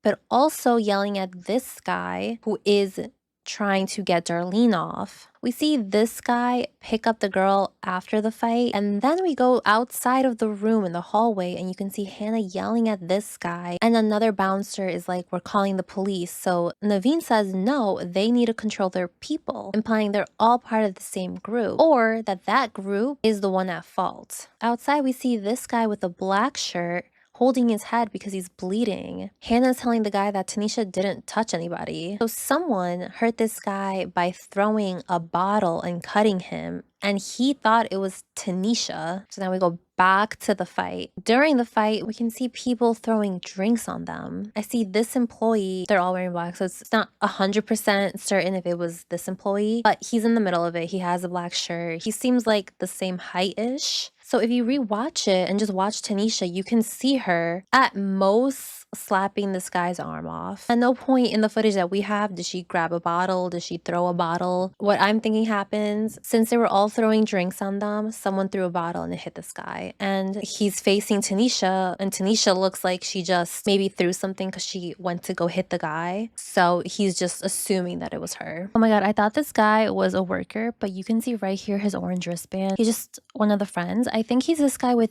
this cane, but it's so hard to tell because everything's so blurry. So now we get a little bit more context of the fight. Again, they keep telling the guy she didn't touch him, it wasn't her. And the other bouncer is like, it's not about whether or not you hit him, he believes you did. What the fuck are you talking about? It is about whether or not she hit him. He's wrong. Then he asks her for her ID and Naveen's like, please just comply with them. No. You're not a fucking cop. I'm not giving you my ID. They already said they're calling the cops, so let's wait for the cops. The fuck? The police come and she knows she's getting arrested. We know she gets arrested. And the cops explicitly tell them to turn off the cameras. Camera off, please. Camera off, please.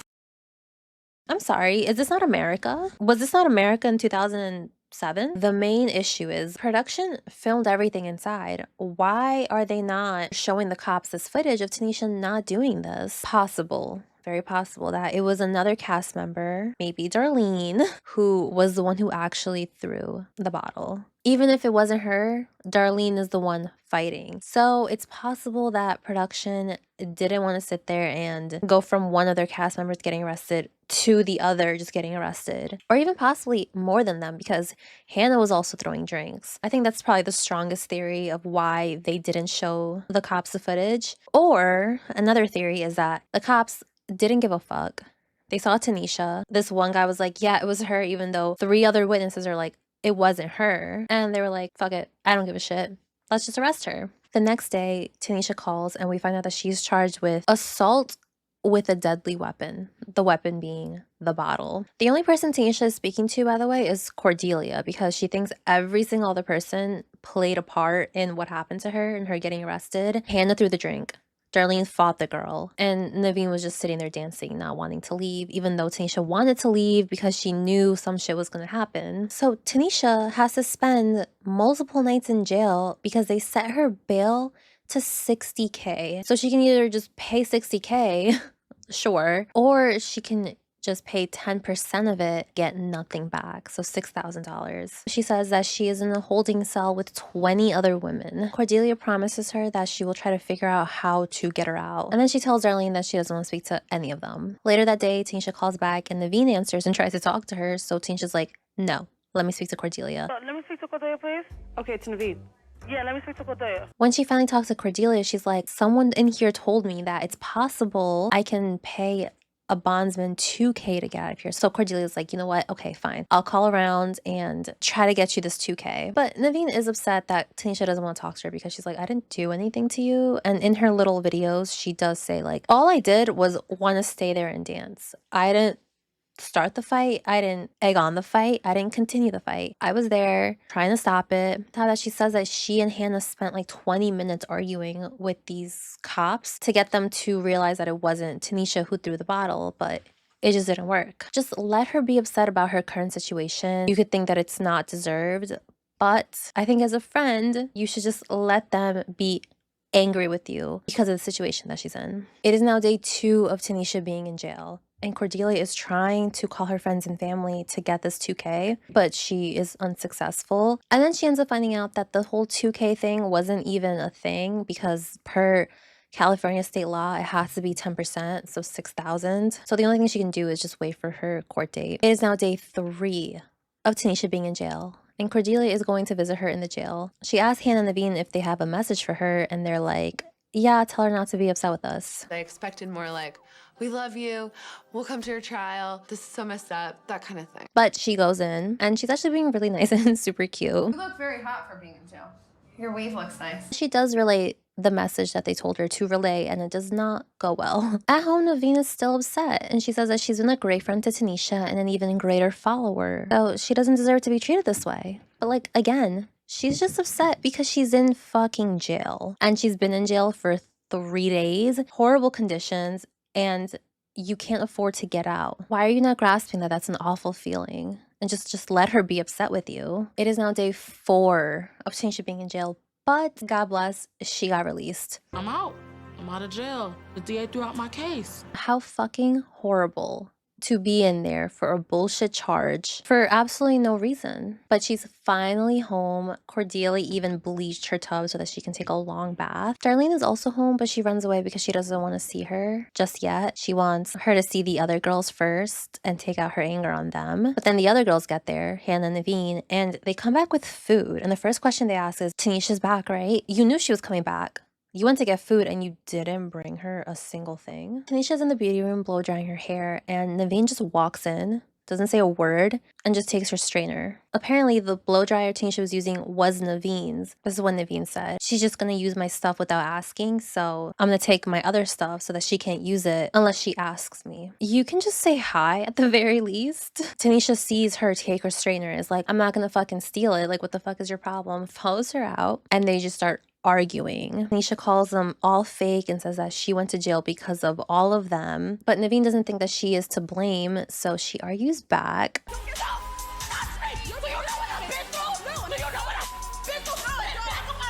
Tanisha's like about to hit this girl. Mind you, her friend the entire season.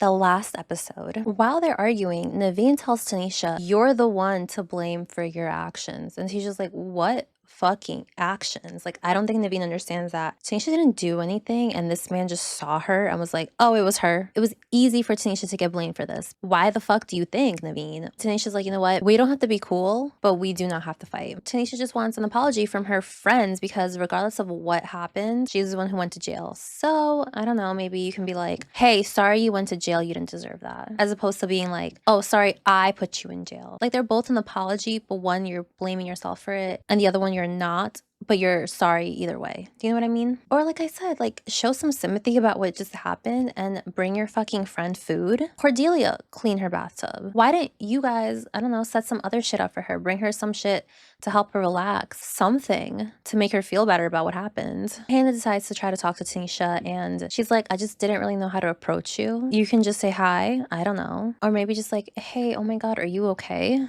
Like, if that's my friend, I don't give a fuck if she's mad at me. If she was just in jail for 4 days because of something she didn't fucking do, I would feel awful. Regardless if she thinks it's my fault or not, we could talk about the fact that maybe it's not my fault. Hannah, it kind of is your fault because you're the one instigating the shit. Hannah then tries to talk to Naveen about it. And she's like, okay, but just think about it from her point of view. And Naveen's like, no, she called me fake. And Tanisha hears this when she goes into the bathroom. They argue for a little bit, but Naveen actually breaks the ice somehow because she's like, I just want you to be nice to me. And this makes Tanisha giggle a little bit. So they're able to laugh about it and just make up. Tanisha's like, I'm not getting involved with literally anybody else's drama. Darlene wants in on this forgiveness, so she writes this letter. Tanisha kind of forgives her, but she's like, don't act like that again, because you're gonna end up in jail and you're not gonna have a great time. And now it's time for more Cordelia drama. So they're about to leave, obviously, right? So she knows she has to go back home to Taylor, who she famously broke up with for Scott. But she tells him, hey, I'm just going back home to get my stuff and I'm moving to San Francisco. And he's like, okay, whatever. The next day is moving day, and I will not lie, this looks fucking horrible. But Cordelia has like a mini freak out because she's like, shit, I have to go back to my real life and it's not really doing great. And Hannah's actually the one who comforts her. Hannah famously once said, we care this much. Growth, Hannah, proud of you too. But they pack their bags, and you would think that we're saying goodbye to them, but no, we're following them to the airport. Interesting choice. In the limo, Darlene's like, I wouldn't have done half the shit that I did if it wasn't for Genevicia. And Hannah's like, no, you're responsible for your own actions. And then they play a disgusting montage of everything that they did, and it's mortifying. Wait, so then Hannah does a confessional, basically on some like, yeah, we're the baddest. Try us out. But we'll always be better than you, bitch. This is what every bad girl says, right? That's like always like, I'm the baddest bitch, whatever. Hannah girl, you didn't really get much of a storyline this season, and I'm sure at this moment when she's making the confessional, she probably thought her shit was gonna be crazy, because according to her, allegedly, she wasn't a follower. She stuck up against Tanisha and told her that she was wrong from time to time, but they just gave her a follower edit. Probably one of the cast members that got like the least screen time and was just a side character on her own season, saying to us that we wish we were as bad is so fucking funny. But finally, we're at the airport and we say goodbye to each single girl. Even though Hannah and Tanisha are both from Brooklyn and they were apparently on the same flight home, we say goodbye to Hannah before Cordelia. So it's just Cordelia and Tanisha. Obviously, because they had like a lot of growth this season, and they leave off on such great terms. And it's cute. I love you. Okay. Yes.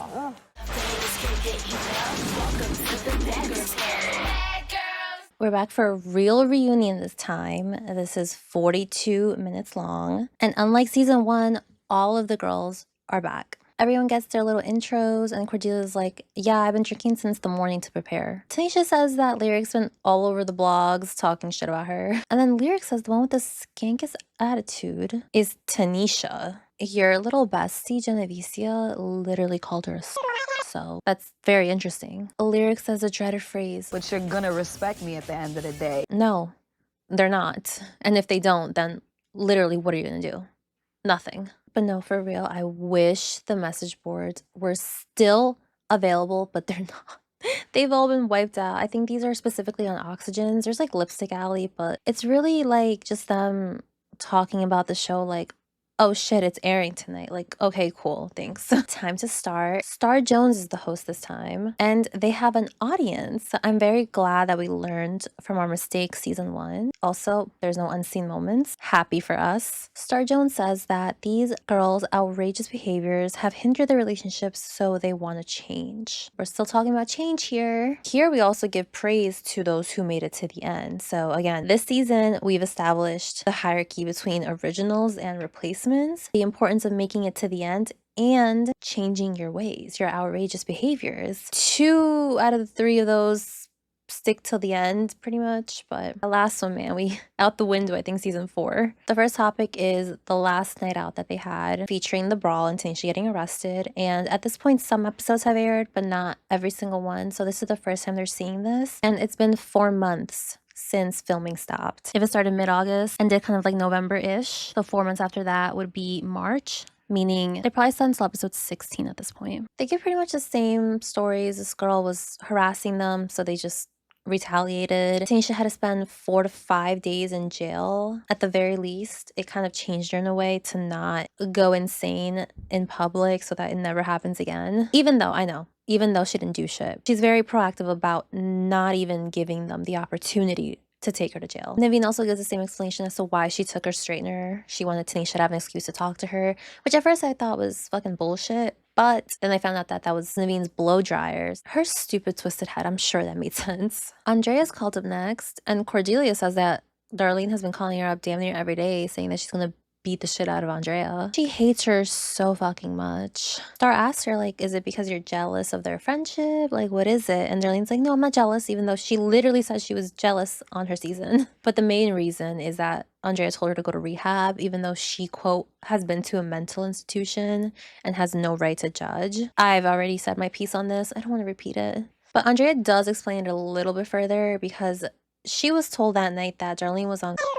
So Andrea was like, oh shit, if she's on, she gotta go to rehab. And Darlene's like, well, you don't know me, so you have no right to say that. Yes, she does. I'm sure she's not the only one after watching your season and watching you cry about how much you need help and how you've been drinking since you were 11. Now finding out, potentially it could have been more than just drinking. I mean, we saw you snort salt, so I think a lot of us would make that suggestion as well. Darlene just keeps getting more and more upset as Andrea just keeps explaining herself. Seriously, I'm not gonna stay here with her on the stage. I'm getting off or I'm gonna hit her. You're not gonna. Yes, you're I not, am. No. But unfortunately, Darlene, you're not in charge, so she sits back down, and guess what? She stays there. During one of Andrea's interviews, she says that she saw Darlene in one of the hotels that they were staying at, and she didn't do anything. So at the reading, she was like, oh, she's probably not going to do anything either. Star asked her why she has so much animosity. You think it's your drinking? Yeah, girl, it's her drinking. But she doesn't want to admit it, so Tanisha's like, I just think you're jealous. She says no, but then she's like, it was just annoying because I told everyone I didn't like Mandrea, and everyone still talked to her. Like, are you fucking 5? And yeah, she calls her Mandrea because according to Darlene, she looks like a man. Good one. Star moves on and asks Andrea about her intimate relationship with Cordelia, and Andrea's like, we didn't even do shit. Like, I don't even think that we kissed. I'm like, girl, you guys did a lot more than that. They show it, and it's even more awkward the 4th time I'm watching this. Darlene just looks grossed out, and they ask her why, and she's just like, ew. And then Andrea's like, can you stop calling me Mandrea, by the way? Like, you didn't even come up with it by yourself. This segues, though, to Andrea leaving the house. And after watching it, Star is like, yeah, I would have ran you out too. And Andrea's like, yeah, I deserved it. No, the fuck you didn't. I'm telling you right now, you did not. Cordelia finally says this. That wasn't, it's like a diary. Like, I shouldn't, that was a coincidence. I stumbled upon it. And tries to defend Andrea, but Darlene's like, no, she should have just told you she wasn't going to drink with you. And she tried.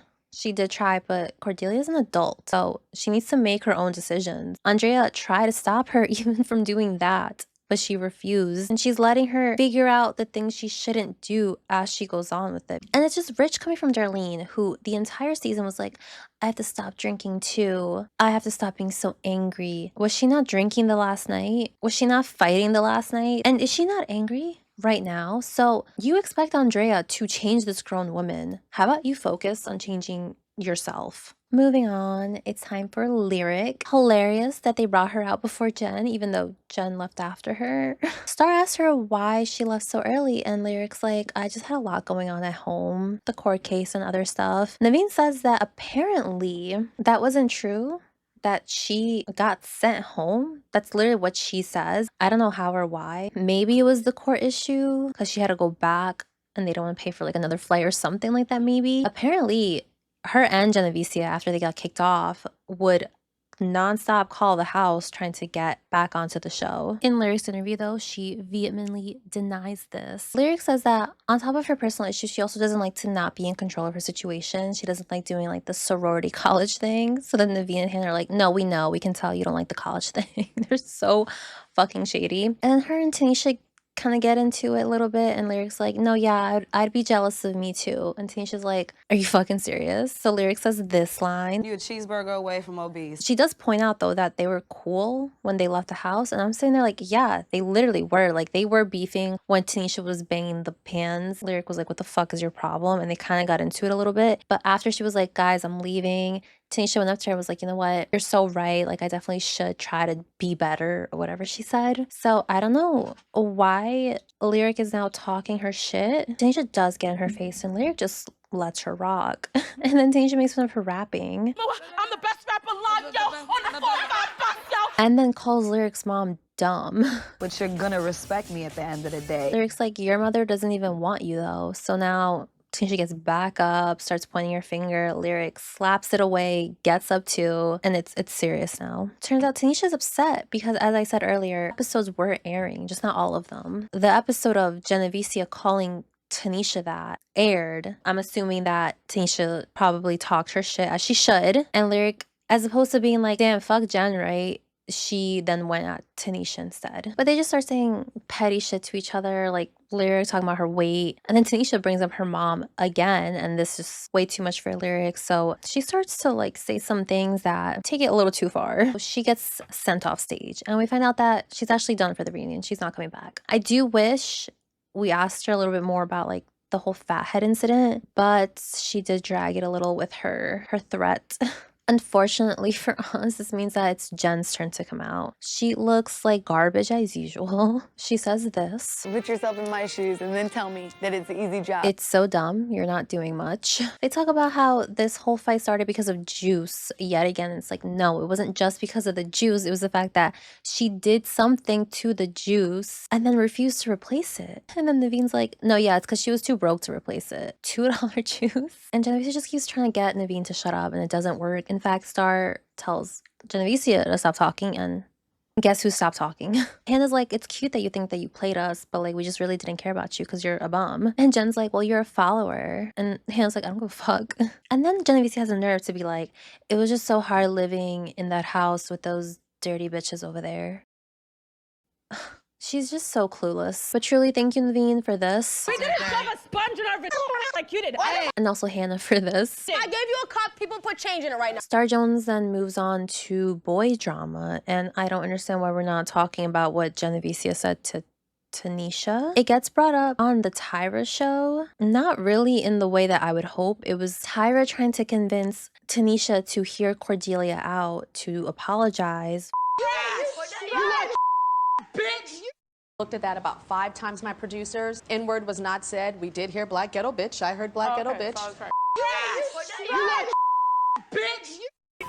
Fat-ass ghetto ass. In the clip, Naveen's like, oh, yeah, so then I heard it right. This exact clip wasn't actually played. Maybe it was like in a commercial break or something. This is bleeped out because someone's cursing over her. Tyra, I wouldn't say is the most trustworthy person. Cordelia is like sobbing, trying to apologize to her for, she says anything that she said. So it's not really the specific incident, but Tyra says, since this was also racial, this should also be addressed. So why didn't they address it on the reunion? That's so annoying. But okay, cool. It's time for Cordelia and Scott drama.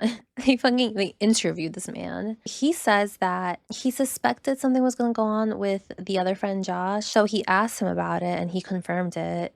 And he spoke to Jen about it, and that's it. So he says that Jen wasn't the one who told him about Josh. It was Josh. But then after the clip plays, Genevieve just doubles down and it's like, yeah, and on top of that, even if I did, like, they're my friends. I've known them for years. I just met Cordelia, then calls Cordelia dirty. So obviously she would tell him either way. Cordelia points out like, okay, but you waited until after you left to do all this. And Jen's like, well, yeah, because he asked me about it after I left. I mean, like, do you guys even give a shit? She never liked Scott, regardless. It doesn't matter. Star asked Jen how she felt about the Lost Dog posters. And she's like, oh, I thought they were super cute, so I made my own. And it's just Cordelia's fake pictures. And she even made this shirt. Wow. Cordelia's like, I don't really give a shit. It's not like it was a secret. Yeah, but you're the one who wanted it to be a secret so bad. So please just pick one, please. But truly, I'll give Cordelia props because not that this is like a common scenario, but if someone were to do this, saying this is probably the best comeback you could ever have. If you want to surprise me, like, go do something with your life or go to school. That would be a surprise. And guess what Genevieve said? Nothing.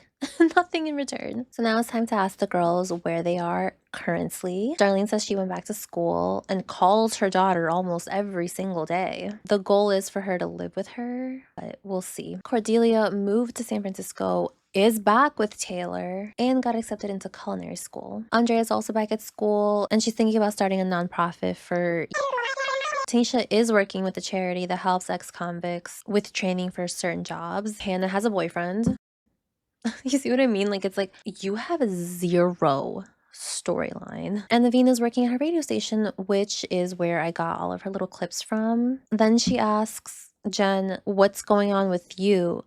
And she goes, I want to work on doing movies and stuff and do my own TV show maybe. Can you listen to the question? What are you up to? Star starts closing out the reunion and Jen tries to interrupt her and Star just shuts that shit down. But we find out from Naveen that it was gonna be the reveal of the t-shirt. You were gonna interrupt the closing segment to just show a shirt that says Cordelia sucks on it. If true, she literally gets shut down so quickly and it's just so fucking satisfying. But the reunion is over and then we get those little like 90s of credits thingies and it's all cute, but Genevisia's fucking kills me. Alright, well that was it for the show. So really quickly, like I said, they were on the Tyra show. This is a different segment though, where they're just all kind of talking. Here, they're just talking about Genevieve being a bad mom, leaving her child for like 3+ months, even though Darlene is literally right there and did the same exact thing. And then they're talking about like all the disgusting things Genevieve did. And Genevieve's like,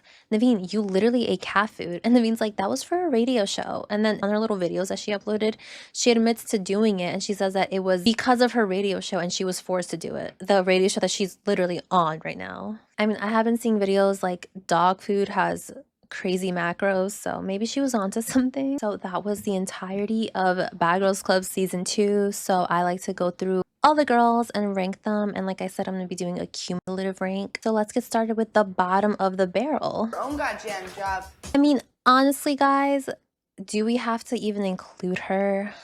I don't want to. So we're just gonna say that Genevieve was just too gross and horrible to even include in this ranking. There's literally no good qualities about her. Okay guys, so with my rankings, they tend to shift, you know, as I remember more things, think of things differently from time to time. They kind of shift just a little bit. Trying to remember from start to finish. I think I somewhat have it. Again, this is my humble opinion. And just for fun, in case you guys care about it. So we already said Genevieve not included, not part of this. My friends will Now, I need you guys to really understand like the gap between Genevieve and Hannah. It's not just like one after the other. I remember someone asked me on my video and I ranked the juice higher than Genevieve. So just think of this like infinite gap between them. Yeah, guys, I hate to say it, Hannah is really at the bottom for me because she just didn't have any type of storyline this season. And I know there's like a possibility it wasn't her fault, which I could believe. I'm basing this on the show I watched. So if the show gave her zero storyline, I mean,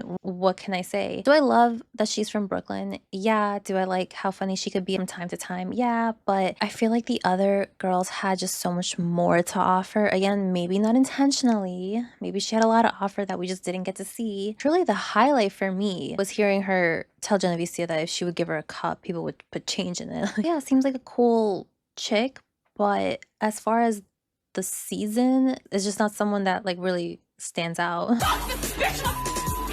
Now, I really contemplated giving Naveen a higher spot because she did have more to do with the season. But as I'm talking about it, I'm realizing, okay, but all the things that she had to do with weren't good. She harassed Cordelia in the beginning. I know they dragged it, but she was mean to her with the rest of them. She continued to be rude to her throughout the season, unplugging the computer, just being the worst, looking up her videos. She said that rude thing about Darlene's religion, but it was like a necessary part of the season. Like someone had to be an antagonist, so that was her role. And also she was rude to Genevieve too, and like that was appreciated. But then I remembered what she did to Cordelia and like how fucking weird that was. So I just can't justify putting her any higher. And the reason she's above Hannah is because like Hannah gave me nothing. Naveen gave me bad, but it was something. So, you know, that's my logic. I'm right in front of myself. I feel like I've said this multiple times. I'm not about to tell her how to react to something that affects her. I wish she would have, though. I do wish and dream that she would have put her in her place. But I also can acknowledge that there wasn't even a chance for her to say it at the reunion because she got kicked off. She's towards the bottom for me, too, because she just didn't stay there that long. Her storyline with the whole fathead thing was really sad. I didn't like watching it. You know, hearing what she went through was awful too. But then the storylines of her having to go to jail and, you know, figure out how to deal with the situation that she caused. I didn't like the way she was entitled to it. Like, Even what she did, stealing the money, she felt entitled to that money because in her head she needed it more. It was her mom's fault for not raising her better. She couldn't clean the house because she had court the next day. She couldn't clean it up until that point because she had court that specific day. Like, she just has a really weird entitled attitude. But I'm also trying to give her like a little bit of grace because she was going through some shit. She just wasn't there as long, and her main storyline about wanting to make music was dropped very quickly and never picked back up. I don't think you bitches understand that. She acted like a little middle schooler. I didn't give a shit about her little boy storylines. I hated the way she treated Andrea. I hated the way she would talk about her past like it's so silly and goofy, and then be like, oh my god, how dare you even bring it up, even though she brought it up first. She was such a great friend to Tanisha when she needed her. Cordelia could have easily been like, ask your friends, like your friends that you've been riding with this entire time we've been here, against me a lot of the time too. She was the one calling all of her friends and family to try to get the money. She visited her in jail. She bleached the tub so that she can get back and relax. Like, she was trying really, really hard, which I appreciated. Although her drinking wasn't completely cut, she was getting it under control, and she seemed to have been